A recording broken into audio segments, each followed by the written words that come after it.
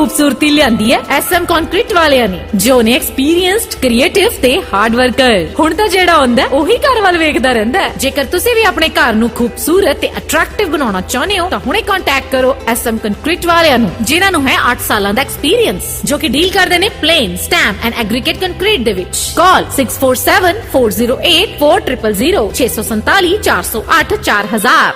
Income tax दियां सारियां problems दा हल पाओ माई CPA प्रोफेशनल कॉर्पोरेशन दे मोहम्मद यूनुस जी कोल जाओ। Tax accounting business advisor Mohammad Yunus. Accounting and book keeping, personal and corporate taxes, information return for charitable NGOs, non resident tax, HST, EHT, payroll and WSIB returns, tax planning and advisory, CRA audit representation. Call करो माई CPA professional corporation दे मोहम्मद यूनुस 647 940 1802 यानी 6479461802। Home life miracle दे सरदार जहूर खान दे हुंदिया कोई tension नहीं भाई, साडी tension भी आप ही ले लेंदे ने। भावें मॉर्गेज अरेंज करनी होवे या वकील दी फीस आप ही पे कर दिंदे ने। ए रियलिटर ने काबिल ते ईमानदार करदे ने तुहाडे घर लैण दा सुपना साकार। होम लाइफ मिरेकल दे Sardar Sardar Zahoor Khan. Call 6479271700 647 927 1700। Income tax दियां सारियां प्रॉब्लम्स दा हल पाओ माई CPA प्रोफेशनल कॉर्पोरेशन दे मोहम्मद यूनुस जी कोल जाओ। Tax accounting business advisor Mohammad Yunus. Accounting and book keeping, personal and corporate taxes, information return for charitable NGOs, non resident tax, HST, EHT, payroll and WSIB returns, tax planning and advisory, CRA audit representation. Call करो माई CPA professional corporation दे मोहम्मद यूनुस 647 940 1802 यानी 6479461802। Seat महल दे स्वाद दी यारो दुनिया हुई दीवानी। हो शुद्ध खोए दी जे मिठाई रज रज के तुसी खानी। नॉन वेज ते वेज फूड दा स्वाद बड़ा तूफानी। साडे स्वीट महल दा लभड़ा नी कोई सानी। यस, स्वीट महल, जिथे मिलदियां ने ऑथेंटिक, टेस्टी, फ्लेवर्ड ते unique dishes from the top chefs. So आज ही विजिट करो sweetmahal.ca ते। वधेरे जानकारी दे लई तुसी संपर्क कर सकदे हो सुखा कंग जी नूं 416 679 9191 ते 4166799191। न्यू अपडेट फॉर कैनेडियन साथ व्यूअर। ਸਤਿ ਸ਼੍ਰੀ ਅਕਾਲ, ਤੁਸੀਂ ਦੇਖ ਰਹੇ ਹੋ ਕੈਨੇਡੀਅਨ ਸੱਥ TV। ਮੈਂ ਤੁਹਾਡੇ ਨਾਲ ਤਜਿੰਦਰ ਔਰ ਸਾਡੇ ਸ਼ਾਮ ਦੇ ਪ੍ਰੋਗਰਾਮ ਪਾਣੀ 'ਚ ਮਧਾਣੀ ਵਿੱਚ ਤੁਹਾਡਾ ਸਵਾਗਤ ਹੈ। ਫਰਾਈਡੇ ਕੱਲ ਨੂੰ ਆ ਵੈਸੇ, ਪਰ ਅੱਜ ਹੀ ਐਂ ਲੱਗੀ ਜਾਂਦਾ ਵੀ ਅੱਜ ਫਰਾਈਡੇ ਹੈ। ਸੋ ਗੱਲਾਂ ਬਾਤਾਂ ਕਰਦੇ ਹਾਂ, ਸ਼ੁਰੂਆਤ ਕਰਦੇ ਹਾਂ। ਸਾਡਾ ਇਹ ਪ੍ਰੋਗਰਾਮ ਤੁਸੀਂ ਲਾਈਵ ਦੇਖਦੇ ਹੋ ਘਰ ਬੈਠੇ IPTV ਦੇ ਉੱਪਰ। ਸਾਡਾ ਇਹ ਪ੍ਰੋਗਰਾਮ ਲਾਈਵ ਤੁਸੀਂ ਦੇਖਦੇ ਹੋ Facebook ਤੇ YouTube ਤੇ। ਔਰ ਸਾਡਾ ਇਹ ਪ੍ਰੋਗਰਾਮ ਤੁਸੀਂ ਘਰ ਬੈਠ ਕੇ ਜੇ ਵੈਬ ਰੇਡੀਓ ਦੇ ਰੂਪ ਦੇ ਵਿੱਚ ਸੁਣਨਾ ਚਾਹੁੰਦੇ ਹੋ, ਜਾਂ ਤੁਸੀਂ ਡਰਾਈਵ ਕਰ ਰਹੇ ਹੋ, ਕਿਤੇ ਬਾਹਰ ਹੋ, ਕਿਤੇ ਕੰਮ ਤੇ ਹੋ, ਤਾਂ ਤੁਸੀਂ ਵੈਬ ਰੇਡੀਓ ਦੇ ਰੂਪ ਦੇ ਵਿੱਚ ਪ੍ਰੋਗਰਾਮ ਸੁਣ ਸਕਦੇ ਹੋ। ਤੁਸੀਂ ਨੰਬਰ ਮਿਲਾਉਣਾ 437 890 8888 437890 8888 ਸਾਡਾ ਜਿਹੜਾ ਵੈਬ ਰੇਡੀਓ ਦਾ ਨੰਬਰ ਹੈ। ਤੁਸੀਂ ਉਹਦੇ ਤੇ ਡਾਇਲ ਕਰਕੇ ਸਿੰਪਲੀ ਪ੍ਰੋਗਰਾਮ ਸੁਣ ਸਕਦੇ ਹੋ।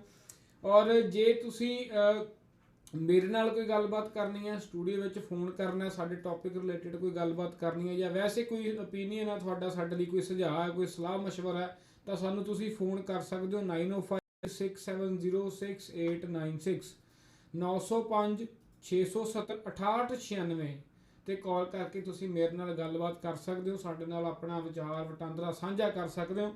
ਔਰ ਸਾਡਾ ਇਹ ਪ੍ਰੋਗਰਾਮ ਤੁਸੀਂ ਐਪ ਡਾਊਨਲੋਡ ਕਰਕੇ ਵੀ ਦੇਖ ਸਕਦੇ ਹੋ। ਸਾਡੇ ਸਾਰੇ ਦਿਨ ਦੇ ਪ੍ਰੋਗਰਾਮ, ਫਿਲਮਾਂ, ਗਾਣੇ, ਐਂਟਰਟੇਨਮੈਂਟ, ਇਸ ਤੋਂ ਇਲਾਵਾ ਹੋਰ ਖਬਰਾਂ, ਨੈਸ਼ਨਲ, ਲੋਕਲ, ਪੰਜਾਬ ਦੇ ਵਿੱਚ ਪੋਲੀਟੀਕਲ ਇੰਟਰਵਿਊਜ਼, ਸਾਰਾ ਕੁਝ ਤੁਸੀਂ ਸਾਡੀ ਐਪ 'ਤੇ ਵੀ ਦੇਖ ਸਕਦੇ ਹੋ। ਤੁਸੀਂ ਆਪਣੇ ਐਂਡਰੋਇਡ ਜਾਂ ਐਪਲ ਦੇ ਪਲੇ ਸਟੋਰ ਦੇ ਵਿੱਚ ਜਾਣਾ, ਐਪ ਸਟੋਰ 'ਤੇ ਜਾ ਕੇ ਐਪ ਡਾਊਨਲੋਡ ਕਰਨੀ ਹੈ ਤੇ ਤੁਸੀਂ ਪ੍ਰੋਗਰਾਮ ਦੇਖ ਸਕਦੇ ਹੋ, ਸੁਣ ਸਕਦੇ ਹੋ।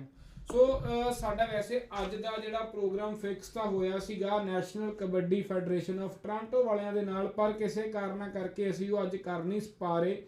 ਉਸ ਉਮੀਦ ਤਾਂ ਇਹੀ ਸੀ ਕਿ ਅੱਜ ਜਿਹੜਾ ਅਸੀਂ ਪ੍ਰੋਗਰਾਮ ਕਰਾਂਗੇ ਸਾਡੇ ਨਾਲ ਗੈਸਟ ਹੋਣਗੇ, ਔਰ ਖਾਸ ਤੌਰ 'ਤੇ ਸ਼ਾਇਦ ਸਨੋਵਰ ਭਾਜੀ ਵੀ ਹੁੰਦੇ, ਪਰ ਉਹ ਪੋਸਟਪੋਨ ਹੋ ਗਿਆ।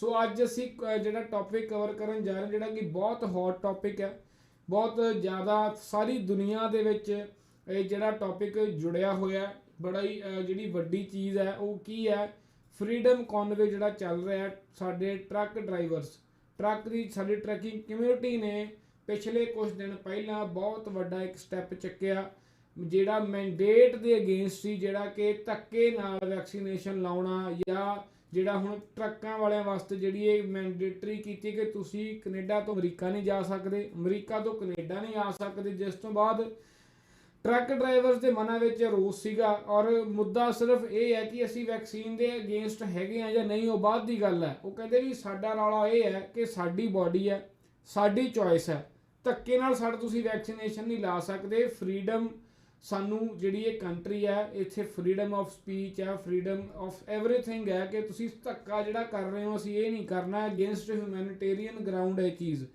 ਕਿਸੇ ਨੂੰ ਤੁਸੀਂ ਫੋਰਸਫੁਲੀ ਨਹੀਂ ਕਹਿ ਸਕਦੇ ਵੀ ਤੂੰ ਆਪਣੇ ਸਰੀਰ ਦੇ ਵਿੱਚ ਕੋਈ ਦਵਾਈ ਪਾ। ਹਾਲਾਂਕਿ ਠੀਕ ਹੈ ਪੈਂਡੇਮਿਕ ਕੋਵਿਡ ਨੇ ਸਾਰੀ ਦੁਨੀਆ ਹਿਲਾ ਕੇ ਰੱਖਤੀ, ਕੰਮਕਾਰ ਹਿਲਾ ਕੇ ਰੱਖਤੇ, ਪਰਸਨਲ ਪ੍ਰੋਫੈਸ਼ਨਲ ਲਾਈਫਸ ਹਿਲਾ ਕੇ ਰੱਖਤੀਆਂ, ਚੇਂਜ ਕਰਤੀਆਂ, ਕੰਪਲੀਟਲੀ ਬਦਲ ਕੇ ਰੱਖ ਦਿੱਤੀਆਂ। ਔਰ ਆਉਣ ਵਾਲੀਆਂ ਜਨਰੇਸ਼ਨਸ ਯਾਦ ਕਰਿਆ ਕਰਨਗੀਆਂ 2 ਸਾਲ 2020 ਤੇ 2022 ਤੱਕ, ਹਜੇ ਤੱਕ ਵੀ ਜਿਹੜਾ ਹੈਗਾ 2 ਸਾਲ ਹੋ ਚੱਲਿਆ। ਇਤਿਹਾਸ ਦੇ ਵਿੱਚ ਇਹ ਯਾਦ ਰਹੂਗਾ। ਇੱਕ ਤਾਂ ਜਿਹੜਾ ਕਿਸਾਨੀ ਅੰਦੋਲਨ ਜੇ ਅਸੀਂ ਗੱਲ ਕਰੀਏ ਇਤਿਹਾਸ ਵਿੱਚ ਯਾਦ ਕੀਤਾ ਜਾਊਗਾ, ਔਰ ਇੱਕ ਇਹ ਪੈਂਡੇਮਿਕ ਜਿਹੜਾ ਮਾਰਚ 2020 ਦੇ ਵਿੱਚ ਆਇਆ ਔਰ ਹਜੇ ਤੱਕ ਮਾਰਚ 2022 ਆਉਣ ਵਾਲੀ ਹੋ ਗਈ, ਹਜੇ ਤੱਕ ਜਿਹੜਾ ਚੱਲ ਰਿਹਾ।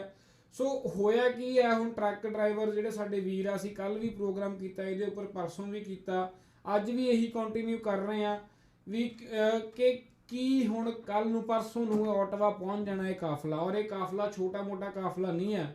ਕਿਹਾ ਜਾ ਰਿਹਾ ਹੈ ਕਿ 30 ਤੋਂ 50,000 ਬੰਦਾ ਹੈ ਔਰ 510,000 ਤਾਂ ਟਰੱਕ ਹੈ ਔਰ ਇਹ ਵਧੀ ਜਾ ਰਿਹਾ, ਕਾਫਲਾ ਜੁੜੀ ਜਾ ਰਿਹਾ ਨਾਲ ਦੇ ਨਾਲ। ਔਰ ਅੱਜ ਇਹ ਕਾਫਲਾ ਜਿਹੜਾ ਹੈਗਾ GTA ਨੂੰ ਲੰਘ ਕੇ ਗਿਆ ਔਰ ਵੌਨ ਤਾਈਂ ਬਾਰੋ-ਬਾਰ ਜਿਹੜਾ ਹਾਈਵੇ ਲੈ ਕੇ ਨਿਕਲ ਰਿਹਾ ਔਰ ਕੱਲ ਨੂੰ ਸ਼ਾਇਦ ਕਿੰਗਸਟਨ ਔਰ ਪਰਸੋਂ ਤੱਕ ਓਟਵਾ ਦੇ ਬਾਹਰ ਇਹ ਪਹੁੰਚ ਜੂਗਾ। ਔਰ ਸਰਕਾਰ ਨੂੰ ਇੱਕ ਵਾਰ ਹਿਲਾਉਣ ਦੀ ਪੂਰੀ ਤਿਆਰੀ ਹੈ।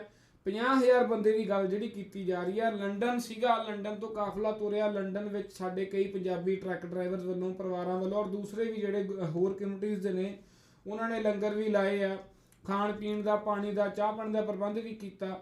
ਸੋ ਇਹ ਬਹੁਤ ਵੱਡਾ ਅਪਡੇਟ ਆ ਔਰ ਇਹ ਚੱਲ ਰਿਹਾ। ਔਰ ਦੂਜੇ ਪਾਸੇ ਪ੍ਰਾਈਮ ਮਿਨਿਸਟਰ ਸਾਡੇ ਜਿਹੜੇ ਆ ਜਸਟਿਨ ਟਰੂਡੋ, ਉਹ ਕਹਿੰਦੇ ਆ ਵੀ ਮੈਂ 5 ਦਿਨ ਲਈ ਆਪਣੇ ਆਪ ਨੂੰ ਸੈਲਫ ਆਈਸੋਲੇਟ ਕਰ ਰਿਹਾ। ਮੈਂ ਜਿਹੜੇ ਕਿਸੇ ਮੇਰੇ ਦੋਸਤ ਮਿੱਤਰ ਨੂੰ ਜਾਂ ਮੇਰੇ ਸਰਕਲ ਦੇ ਵਿੱਚੋਂ ਕਿਸੇ ਨੂੰ ਜਿਹੜਾ ਕੋਵਿਡ ਪੋਜ਼ਿਟਿਵ ਆਇਆ ਤੇ ਮੈਂ 5 ਦਿਨ ਲਈ ਸੈਲਫ ਆਈਸੋਲੇਟ ਹੋ ਰਿਹਾ। ਔਰ ਉਹਨਾਂ ਨੇ ਕੱਲ ਵੀ ਬਿਆਨ ਦਿੱਤਾ ਸੀ, ਉਹ ਕਹਿੰਦੇ ਵੀ ਇਹ ਕੋਈ ਐਡੀ ਵੱਡੀ ਗੱਲ ਨਹੀਂ, ਕੈਨੇਡੀਅਨ ਇਹਦੇ ਵਿੱਚ ਪਾਰਟ ਨਹੀਂ ਲੈ ਰਹੇ, ਛੋਟੀ ਮੋਟੀ ਗੱਲ ਆ, ਇਹ ਤਾਂ ਹੁੰਦਾ ਰਹਿੰਦਾ। ਇਹ ਸਾਡੇ ਪ੍ਰਾਈਮ ਮਿਨਿਸਟਰ ਦਾ ਕਹਿਣਾ ਹੈ। ਸੋ ਉਹਨਾਂ ਵਾਸਤੇ ਛੋਟੀ ਗੱਲ ਹੈ। ਉਹ ਕਹਿੰਦੇ ਮੈਨੂੰ ਨਹੀਂ ਇਹਦੇ ਨਾਲ ਕੋਈ ਫਰਕ ਪੈਂਦਾ। ਸੋ ਇਹ ਉਹਨਾਂ ਨੇ ਕਿਹਾ ਸੀ ਔਰ ਸ਼ਾਇਦ ਇਸੇ ਕਰਕੇ ਉਹ ਇਕਾਂਤਵਾਸ ਹੋ ਗਏ ਆ, ਸੈਲਫ ਆਈਸੋਲੇਟ ਹੋ ਗਏ ਆ। ਹੁਣ ਇਹਦੇ ਉੱਪਰ ਬਹੁਤ ਸਾਰੇ ਵੀਡੀਓਜ਼ ਨੇ, ਫੋਟੋਆਂ ਵੀ ਆਈਆਂ, ਤੁਹਾਨੂੰ ਇੱਕ ਇੱਕ ਕਰਕੇ ਦਿਖਾਉਣੇ ਆ। ਸਭ ਤੋਂ ਪਹਿਲਾਂ ਤੁਹਾਨੂੰ ਦਿਖਾਉਣੇ ਆ ਵੀ ਜਦੋਂ ਇਹ ਸਾਡੇ ਇੱਥੋਂ ਲੰਘ ਰਿਹਾ ਸੀਗਾ ਕਾਫਲਾ, ਉਹ ਵਾਲੇ ਸ਼ਾਟਸ ਨੇ। ਇਸ ਤੋਂ ਇਲਾਵਾ ਪੀਅਰ ਪੋਲੀਵਰ, ਮੈਂ ਹਮੇਸ਼ਾ ਗੱਲ ਕਰਦਾ ਹੁੰਦਾ, ਇਹ ਜਿਹੜੇ ਯੰਗ MP ਹੈ, ਮੈਂਬਰ ਪਾਰਲੀਮੈਂਟ ਆ ਕਾਰਲਟਨ ਤੋਂ, PC ਪਾਰਟੀ ਦਾ, ਕੰਜ਼ਰਵੇਟਿਵ ਦਾ, ਔਰ ਵੱਡਾ ਲੀਡਰ ਹੈ, ਵੱਡੇ ਚਿਹਰਾ, ਬਹੁਤ ਵਧੀਆ ਬੁਲਾਰਾ ਹੈ, ਬਹੁਤ ਨੌਲੇਜ ਹੈ ਤੇ ਇਹ ਬੜਾ ਘੇਰਦੇ ਆ ਜਸਟਿਨ ਟਰੂਡੋ ਨੂੰ, ਜਿਨ੍ਹਾਂ ਨੂੰ ਇਹ ਜਸਟਿਨ ਇਨਫਲੇਸ਼ਨ ਕਹਿੰਦੇ ਆ। ਔਰ ਹਮੇਸ਼ਾ ਤੋਂ ਟਰੱਕਿੰਗ ਨੂੰ ਲੈ ਕੇ, ਸ਼ੈਲਫਸ ਨੂੰ ਲੈ ਕੇ, ਘਰਾਂ ਵਿੱਚ ਸਮਾਨ ਨੂੰ ਲੈ ਕੇ, ਜਿਹੜੀ ਮਹਿੰਗਾਈ ਹੈ ਜਾਂ ਇਸ ਤੋਂ ਇਲਾਵਾ gas, grocery, home price, supply chain, ਸਾਰੀਆਂ ਚੀਜ਼ਾਂ ਦੇ ਉੱਪਰ ਇਹ ਟਾਰਗੇਟ ਕਰਦੇ, ਈਵਨ ਕਿਸਾਨੀ ਖੇਤੀਬਾੜੀ ਦੇ ਉੱਪਰ ਵੀ। ਸੋ ਉਹ ਬੜਾ ਟਾਰਗੇਟ ਕਰਦੇ ਔਰ ਹਮੇਸ਼ਾ ਕਾਊਂਟਰ ਕਰਦੇ ਜਸਟਿਨ ਟਰੂਡੋ ਨੂੰ ਵੀ ਉਹ ਕੀ ਠੀਕ ਕਰ ਰਿਹਾ, ਕੀ ਗਲਤ ਕਰ ਰਿਹਾ। ਉਹ ਤਾਂ ਕਹਿੰਦੇ ਵੀ ਕੰਟਰੀ ਦਾ ਨਾਸ ਮਾਰਤਾ, ਬੇੜਾ ਗਰਕ ਕਰਤਾ, $7 ਟ੍ਰਿਲੀਅਨ ਦਾ ਕਰਜ਼ਾ ਕੈਨੇਡਾ ਤੇ ਚੜ੍ਹ ਚੁੱਕਿਆ। ਸੋ ਬਹੁਤ ਸਾਰੇ ਫੈਕਟਸ ਨੇ, ਫਿਗਰਸ ਨੇ ਜਿਹੜੀਆਂ ਕਿ ਸਾਨੂੰ ਸਮਝ ਨਹੀਂ ਆਉਂਦੀ, ਸਾਡੇ ਤੋਂ ਬਹੁਤ ਬਾਹਰ ਹੈ, ਰੇਂਜ ਤੋਂ ਬਾਹਰ ਹੈ, ਨਾ ਅਸੀਂ ਇੰਟਰਸਟ ਲੈਂਦੇ ਹਾਂ ਪਰ ਲੈਣਾ ਚਾਹੀਦਾ। ਸੋ ਇਦਾਂ ਦੀਆਂ ਜਿਹੜੀਆਂ ਚੀਜ਼ਾਂ ਹੋ ਰਹੀਆਂ ਸਾਨੂੰ ਇਹਨਾਂ ਨਾਲ ਵੀ ਜੁੜਨਾ ਚਾਹੀਦਾ। ਸੋ ਟਰੱਕਿੰਗ ਐਸੋਸੀਏਸ਼ਨਾਂ ਵੀ ਬਹੁਤ ਬਣੀਆਂ ਹੋਈਆਂ, AZCTA ਇੱਥੇ ਵੀ ਇੱਕ ਜਿਹੜੀ ਆ ਸਾਡੇ ਬਰੈਂਪਟਨ ਦੇ ਵਿੱਚ ਵੀ ਬਣੀ ਆ, ਬਾਕੀ ਹੋਰ ਬਹੁਤ ਸਾਰੀਆਂ ਨੇ, ਸਰੀ ਵਾਲੇ ਪਾਸੇ ਵੀ ਨੇ, ਕਈ ਹੋਰ ਛੋਟੇ ਮੋਟੇ ਗਰੁੱਪ ਵੀ ਨੇ। ਸੋ ਸਾਰਿਆਂ ਨੂੰ ਇਕੱਠੇ ਹੋਣ ਦੀ ਲੋੜ ਹੈ। ਇਕੱਠੇ ਹੋ ਕੇ ਜਿਹੜਾ ਇਹ ਬਹੁਤ ਵੱਡਾ ਫਰੀडम ਕਨਵੇ ਚੱਲ ਰਿਹਾ, ਕੋਸ਼ਿਸ਼ ਕਰਨਾ ਚਾਹੀਦੀ ਹੈ ਕਿ ਇਹਦੇ ਵਿੱਚ ਆਪਾਂ ਹਿੱਸਾ ਪਾ ਸਕੀਏ। ਜੇ ਤੁਹਾਨੂੰ ਇਹ ਠੀਕ ਲੱਗਦਾ ਤਾਂ ਆਪਣੀ ਚੋਇਸ ਹੈ, ਪਰ ਬਹੁਤ ਵੱਡਾ ਕਾਫਲਾ ਬਣ ਗਿਆ, $4.5 ਮਿਲੀਅਨ ਵੀ ਇਕੱਠਾ ਹੋ ਗਿਆ। ਉਹਦੇ 'ਚ ਇੱਕ ਅਪਡੇਟ ਆਇਆ, ਉਹ ਮੈਂ ਪੂਰੀ ਇਹਦੀ ਭੋਖ ਪੜਤਾਲ ਕਰ ਰਿਹਾ। ਜਿਹੜੇ ਕੱਲ ਅਸੀਂ ਗੱਲ ਕੀਤੀ ਸੀਗੀ ਜੋਧਬੀਰ ਸਿੰਘ ਧਾਲੀਵਾਲ, ਜਿਹੜੇ ਕਿ ਹਾਈਐਸਟ ਡੋਨਰ ਰਹੇ ਆ, $4.5 ਮਿਲੀਅਨ ਦੇ ਵਿੱਚ ਸਭ ਤੋਂ ਜ਼ਿਆਦਾ ਡੋਨੇਸ਼ਨ ਕੀਤੀ ਜੋਧਬੀਰ ਸਿੰਘ ਢਾਲੀਵਾਲ ਨੇ $13,000 ਤੇ ਜੋਧਬੀਰ ਸਿੰਘ ਢਾਲੀਵਾਲ ਜਿਹੜੇ ਸਾਡੇ NDP ਦੇ ਪਾਰਟੀ ਦੇ ਪ੍ਰੈਜ਼ੀਡੈਂਟ ਨੇ ਜਾਂ ਪ੍ਰਾਈਮ ਮਿਨਿਸਟਰ ਦੀ ਇਲੈਕਸ਼ਨ ਦੇ ਦਾਅਵੇਦਾਰ ਹੁੰਦੇ NDP ਦੇ ਜਗਮੀਤ ਸਿੰਘ, ਉਹਨਾਂ ਦੇ ਬ੍ਰਦਰ ਇਨ ਲਾਅ ਨੇ, ਸਾਲਾ ਸਾਹਿਬ ਹੋ ਗਏ ਇੱਕ ਹਿਸਾਬ ਦੇ, ਤੇ ਉਹਨਾਂ ਦਾ ਨਾਮ ਹੈ ਜੋਧਬੀਰ ਸਿੰਘ ਢਾਲੀਵਾਲ। ਸੋ ਜਗਮੀਤ ਸਿੰਘ ਨਾਲ ਕਨੈਕਟਡ ਹੈ। $13,000 ਉਹਨਾਂ ਨੇ ਦਿੱਤਾ, ਡੋਨੇਸ਼ਨ ਦਿੱਤਾ ਸੀ। ਅੱਜ ਇੱਕ ਨੈਸ਼ਨਲ ਮੀਡੀਆ ਨੇ, ਅੰਗਰੇਜ਼ੀ ਅਖਬਾਰ ਨੇ ਖਬਰ ਲਾਈ ਹੈ, ਉਹ ਕਹਿੰਦੇ ਵੀ ਉਹਨਾਂ ਨੇ ਵਾਪਸ ਮੰਗ ਲਿਆ $13,000 ਕਿਉਂਕਿ ਇਹ 4.5 ਮਿਲੀਅਨ ਜਿਹੜਾ ਹੈਗਾ ਕੰਟਰੋਵਰਸੀ ਦੇ ਵਿੱਚ ਆ ਗਿਆ। ਹੁਣ ਉਹ ਕਹਿੰਦੇ ਵੀ ਇੰਨੇ ਪੈਸੇ ਇਕੱਠੇ ਹੋ ਗਏ, ਸਰਕਾਰਾਂ ਨੇ ਫਰੀਜ਼ ਕਰਾਤਾ ਅਕਾਊਂਟ, ਬੜਾ ਕੁਝ ਹੋ ਰਿਹਾ। ਸੋ ਉਹ ਵੀ ਖਬਰ ਸਾਹਮਣੇ ਆ ਰਹੀ ਹੈ ਕਿ ਉਹ ਕਹਿੰਦੇ ਵੀ ਮੈਨੂੰ ਮੇਰਾ $13,000 ਵਾਪਸ ਚਾਹੀਦਾ। ਸੋ ਕਾਰਨ ਕੀ ਹੈ, ਕਿਵੇਂ ਆ, ਉਹ ਵੀ ਅਸੀਂ ਘੋਖ ਪੜਤਾਲ ਕਰਾਂਗੇ। ਸੋ ਤੁਸੀਂ ਉਹਨਾਂ ਦੇ ਵੀਡੀਓਜ਼ ਦੇਖੋ, ਫੋਟੋਆਂ ਦੇਖੋ, ਜਿਹਦੇ ਵਿੱਚ ਪੀਅਰ ਪੋਲੀਵਰ ਦੀ ਵੀਡੀਓ ਹੈ, ਸਾਡੇ ਜਦੋਂ GTA ਤੋਂ ਲੰਘਿਆ ਜਿਹੜਾ ਫਰੀडम ਕਨਵੇ ਦੀ ਇਕੱਠ ਹੈ ਉਹਦੀ ਵੀਡੀਓ ਹੈ, ਫਲਾਈਓਵਰ ਤੋਂ ਬਣੀ ਹੈ। ਬਾਕੀ ਜਿਹੜੀਆਂ ਹੋਰ ਫੋਟੋਆਂ ਨੇ ਉਹ ਤੁਸੀਂ ਦੇਖੋ, ਫਿਰ ਤੁਹਾਡੇ ਕੋਲ ਮੈਂ ਵਾਪਸ ਆਉਣਾ ਤੇ ਆਪਾਂ ਅਗਲੀ ਗੱਲਬਾਤ ਕਰਦੇ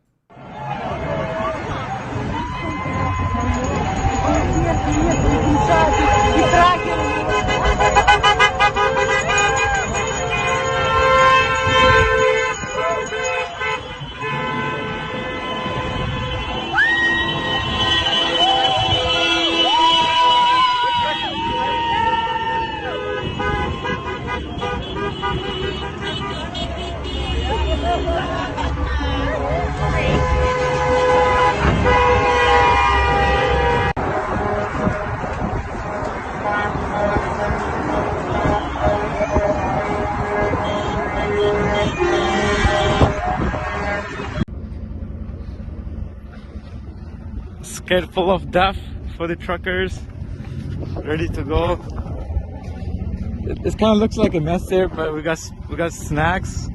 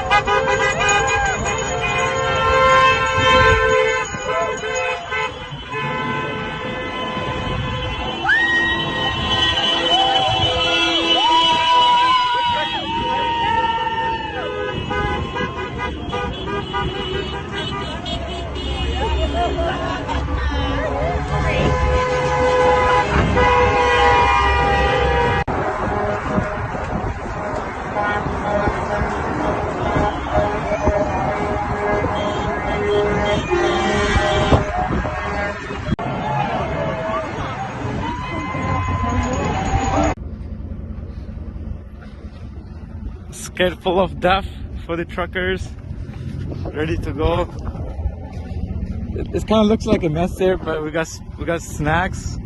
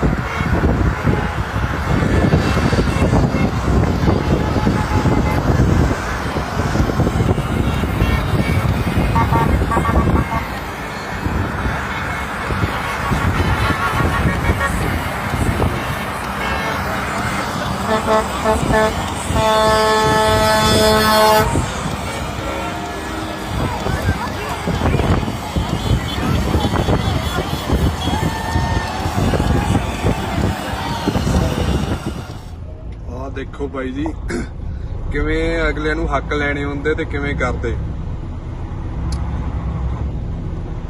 ਹਾਈਵੇ ਤੇ ਆਪਾਂ ਐਗਜ਼ਿਟ ਮਾਰ ਕੇ ਵਿੰਡਸਰ ਬਾਰਡਰ ਨੂੰ ਜਾਂਦੇ ਆ ਤੇ ਮੈਂ ਈਸਟ ਬਾਉਂਡ ਨੂੰ ਜਾ ਰਿਹਾ ਤੇ ਆਹ ਵੈਸਟ ਨੂੰ ਆ ਰਿਹਾ। ਦੇਖੋ ਟ੍ਰੈਫਿਕ ਜਮਾਂ ਸਲੋ ਕਰਤਾ, ਮੈਨੂੰ ਵੀ ਅੱਧਾ ਪੌਣਾ ਘੰਟਾ ਹੋ ਗਿਆ ਬਾਰਡਰ ਕ੍ਰੋਸ ਕੀਤੇ ਨੂੰ। ਸੋ ਮੈਂ ਆ ਰਿਹਾ ਸੀ ਇੱਧਰ ਬਰੈਂਪਟਨ ਵਾਲੀ ਸਾਈਡ ਤੇ ਹਜੇ 401 ਨਹੀਂ ਮੈਥੋਂ ਲਿਆ ਗਿਆ, ਜਿਹੜਾ ਕਿ ਹਜੇ ਸਿਰਫ ਕਹਿ ਸਕਦੇ ਆਪਾਂ 5-7-10 ਮਿੰਟ ਦੀ ਡਰਾਈਵ ਆ। ਆਹ ਦੇਖੋ ਜਮਾਂ ਟ੍ਰੈਫਿਕ ਸਲੋ ਕਰਤਾ ਇਹਨਾਂ ਨੇ। ਹੁਣ ਦੱਸੋ ਤੁਸੀਂ ਕੀ ਕਰੋਗੇ ਇੱਥੇ।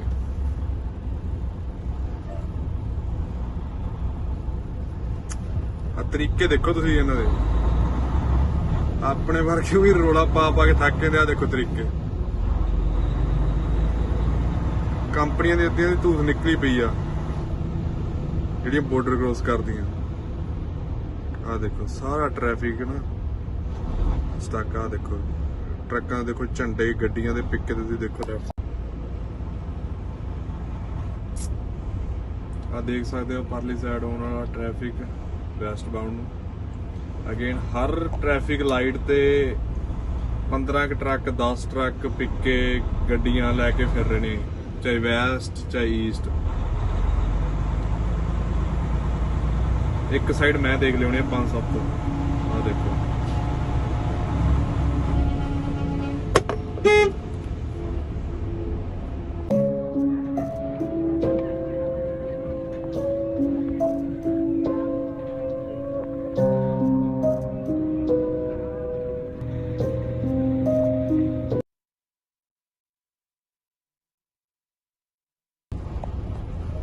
ਦੇਖੋ ਬਾਈ ਜੀ ਕਿਵੇਂ ਅਗਲੇ ਨੂੰ ਹੱਕ ਲੈਣੇ ਹੁੰਦੇ ਤੇ ਕਿਵੇਂ ਕਰਦੇ।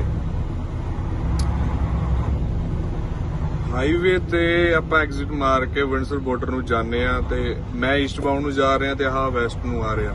ਦੇਖੋ ਟ੍ਰੈਫਿਕ ਜਮਾਂ ਸਲੋ ਕਰਤਾ, ਮੈਨੂੰ ਵੀ ਅੱਧਾ ਪੌਣਾ ਘੰਟਾ ਹੋ ਗਿਆ ਬਾਰਡਰ ਕ੍ਰੋਸ ਕੀਤੇ ਨੂੰ। ਸੋ ਮੈਂ ਆ ਰਿਹਾ ਸੀ ਇੱਧਰ ਬਰੈਂਪਟਨ ਵਾਲੀ ਸਾਈਡ ਤੇ ਹਜੇ 401 ਨਹੀਂ ਮੈਥੋਂ ਲਿਆ ਗਿਆ, ਜਿਹੜਾ ਕਿ ਹਜੇ ਸਿਰਫ ਕਹਿ ਸਕਦੇ ਆਪਾਂ 5-7-10 ਮਿੰਟ ਦੀ ਡਰਾਈਵ ਆ। ਆ ਦੇਖੋ ਜਮਾਂ ਟ੍ਰੈਫਿਕ ਸਲੋ ਕਰਤਾ ਇਹਨਾਂ ਨੇ। ਹੁਣ ਦੱਸੋ ਤੁਸੀਂ ਕੀ ਕਰੋਗੇ ਇੱਥੇ।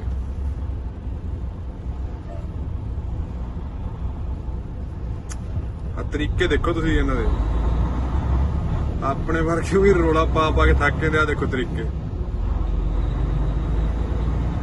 ਕੰਪਨੀਆਂ ਦੀ ਅੱਧੀਆਂ ਦੀ ਧੂਸ ਨਿਕਲੀ ਪਈ ਆ ਜਿਹੜੀਆਂ ਬਾਰਡਰ ਕ੍ਰੋਸ ਕਰਦੀਆਂ।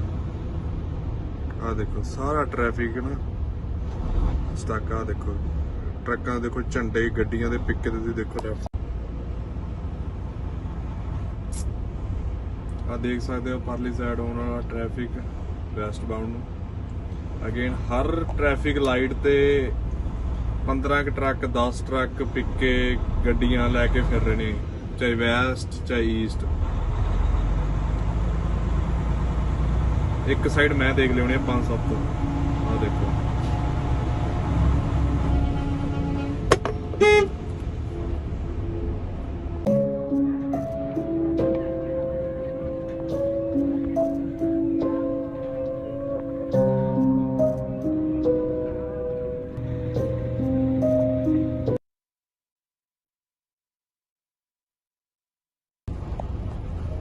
ਦੇਖੋ ਭਾਈ ਜੀ।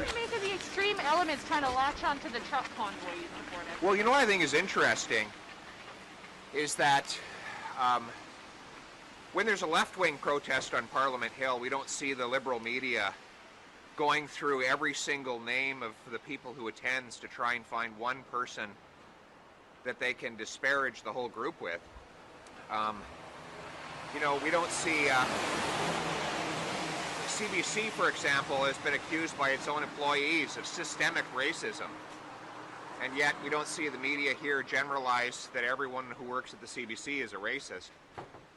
Whenever you have 5 or 10,000 people who are part of any group, you're bound to have a number who have or say unacceptable things.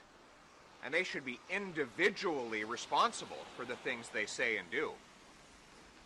But that doesn't mean we disparage the thousands of hard-working, law-abiding, and peaceful truckers who, quite frankly, have kept all of you alive the last 2 years by filling your grocery shelves with the food that you eat and filling your homes with the products that you rely upon. So I think that it is possible to hold individually responsible anyone who says or does anything unacceptable, while showing support for the hardworking, law-abiding, peace-loving truckers who are fighting for their freedom and their livelihoods, and on whom we have depended for our very existence over the last 2 years.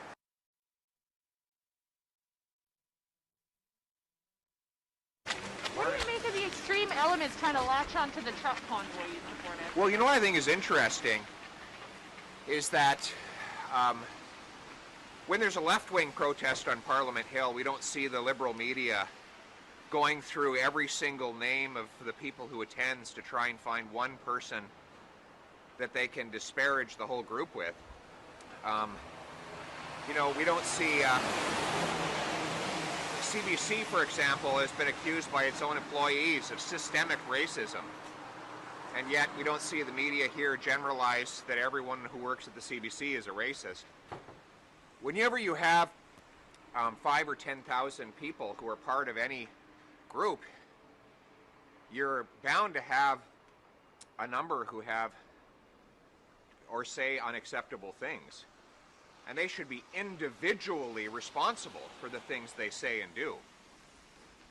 But that doesn't mean we disparage the thousands of hard-working, law-abiding, and peaceful truckers who, quite frankly, have kept all of you alive the last 2 years by filling your grocery shelves with the food that you eat and filling your homes with the products that you rely upon. So I think that it is possible to hold individually responsible anyone who says or does anything unacceptable, while showing support for the hardworking, law-abiding, peace-loving truckers who are fighting for their freedom and their livelihoods, and on whom we have depended for our very existence over the last 2 years.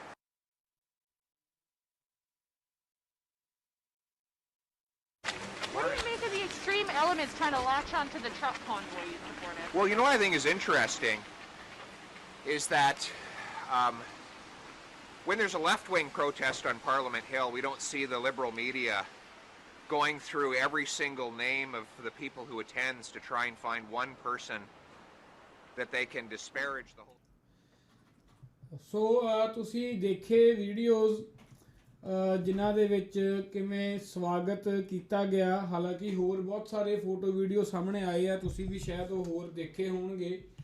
ਤੇ ਵੱਡਾ ਜਿਹੜਾ ਇੱਕ protest ਜਿਹਨੂੰ ਅਸੀਂ ਕਹਿੰਦੇ ਹਾਂ ਵੱਡਾ road show ਦਾ ਰੂਪ ਫਰੀडम ਕਨਵॉय ਨੇ ਧਾਰ ਲਿਆ, ਔਰ ਹੋਣਾ ਵੀ ਚਾਹੀਦਾ। ਜੇ ਕਿੱਥੇ ਵੀ ਮੈਂ ਕਹਿੰਦਾ ਵੀ ਕੋਈ ਵੀ ਮੁਲਕ ਹੋਵੇ ਹੈ ਨਾ, ਕੋਈ ਵੀ ਕੰਟਰੀ ਹੋਵੇ। ਹਾਲਾਂਕਿ ਮੈਂ ਪਰਸਨਲੀ ਜੇ ਆਪਣੀ ਗੱਲ ਕਰਾਂ ਤਾਂ ਜਦੋਂ ਮੈਂ ਬਾਹਰ ਆਇਆ ਤੇ ਜਦੋਂ ਮੈਂ ਦੇਖਿਆ ਵੀ ਇੱਥੇ ਧਰਨੇ ਪ੍ਰੋਟੈਸਟ ਹੋ ਰਹੇ ਆ, ਇੱਥੇ ਇਕੱਠ ਹੋ ਰਹੇ ਆ, ਆਪਣੇ ਬੰਦੇ ਵੀ ਕਰ ਰਹੇ ਆ, ਦੂਜੀ ਕਮਿਊਨਿਟੀਆਂ ਵਾਲੇ ਵੀ ਕਰ ਰਹੇ ਆ, ਤਾਂ ਮੈਨੂੰ ਇੱਕ ਵਾਰ ਤਾਂ ਬੜਾ ਅਜੀਬ ਲੱਗਿਆ ਹੈ ਨਾ, ਔਕਵਰਡ ਲੱਗਿਆ ਵੀ ਯਾਰ ਇਸ ਕੰਟਰੀ ਦੇ ਵਿੱਚ ਵੀ ਆਪਣੀ ਮੰਗ ਮਨਵਾਉਣ ਲਈ ਜਾਂ ਆਪਣੇ ਹੱਕ ਲੈਣ ਲਈ ਧਰਨੇ ਮਾਰਨੇ ਪੈ ਰਹੇ ਆ, ਸੜਕਾਂ 'ਤੇ ਬੈਠਣਾ ਪੈ ਰਿਹਾ, ਜਾਂ ਚਲੋ ਪ੍ਰੋਟੈਸਟ ਕਰਨ ਦਾ ਢੰਗ ਤਰੀਕਾ ਹੁੰਦਾ, ਆਹ ਰੋਡ ਸ਼ੋਅ ਕੱਢਣੇ ਪੈ ਰਹੇ, ਆਰਗਨਾਈਜੇਸ਼ਨਸ ਬਣਾਉਣੀਆਂ ਪੈ ਰਹੀਆਂ। ਸੋ ਮੈਨੂੰ ਬੜਾ ਇੱਕ ਵਾਰ ਤਾਂ ਅਜੀਬ ਲੱਗਿਆ ਵੀ ਯਾਰ ਇਹ ਨਹੀਂ ਹੋਣਾ ਚਾਹੀਦਾ ਵੀ ਇੱਦਾਂ ਵਧੀਆ ਮੁਲਕ ਹੈ, ਬੜਾ ਸਿਸਟਮ ਹੈ। ਇੰਨੀਆਂ ਐਗਜ਼ਾਮਪਲ ਦੁਨੀਆ ਦਿੰਦੀ ਆ, ਦੇਖਦੇ ਨਾ ਆਪਾਂ ਆਪਣੇ ਮੁਲਕ 'ਚ ਬੈਠੇ ਨਾ, ਉਹ ਗੱਲ ਜਿਵੇਂ ਵੀ ਦੂਰ ਦੇ ਲੱਡੂ ਵਧੀਆ ਲੱਗਦੇ ਹੁੰਦੇ ਆ। ਸੋ ਆਪਾਂ ਆਪਣੇ ਮੁਲਕ 'ਚ ਬੈਠੇ ਕਿਤੇ ਬਾਹਰ ਸਿਸਟਮ ਬਹੁਤ ਵਧੀਆ, ਬਾਹਰ ਸਿਸਟਮ ਬਹੁਤ ਵਧੀਆ, ਕੈਨੇਡਾ ਬਹੁਤ ਵਧੀਆ ਸਿਸਟਮ ਹੈ ਜੀ। ਉੱਥੇ ਸੜਕਾਂ ਬਹੁਤ ਵਧੀਆ ਨੇ, ਉੱਥੇ ਆਹ ਲਾਈਨ 'ਚ ਲੱਗ ਕੇ ਕੰਮ ਹੁੰਦੇ ਆ, ਉੱਥੇ ਟੋਕਨ ਸਿਸਟਮ ਚੱਲਦਾ, ਉੱਥੇ ਤਾਂ ਤੁਹਾਨੂੰ ਕੋਈ ਪ੍ਰੋਬਲਮ ਹੈ ਤੁਸੀਂ ਬਸ ਮੇਲ ਪਾਓ, ਤੁਹਾਡਾ ਕੰਮ ਹੋ ਜਾਂਦਾ।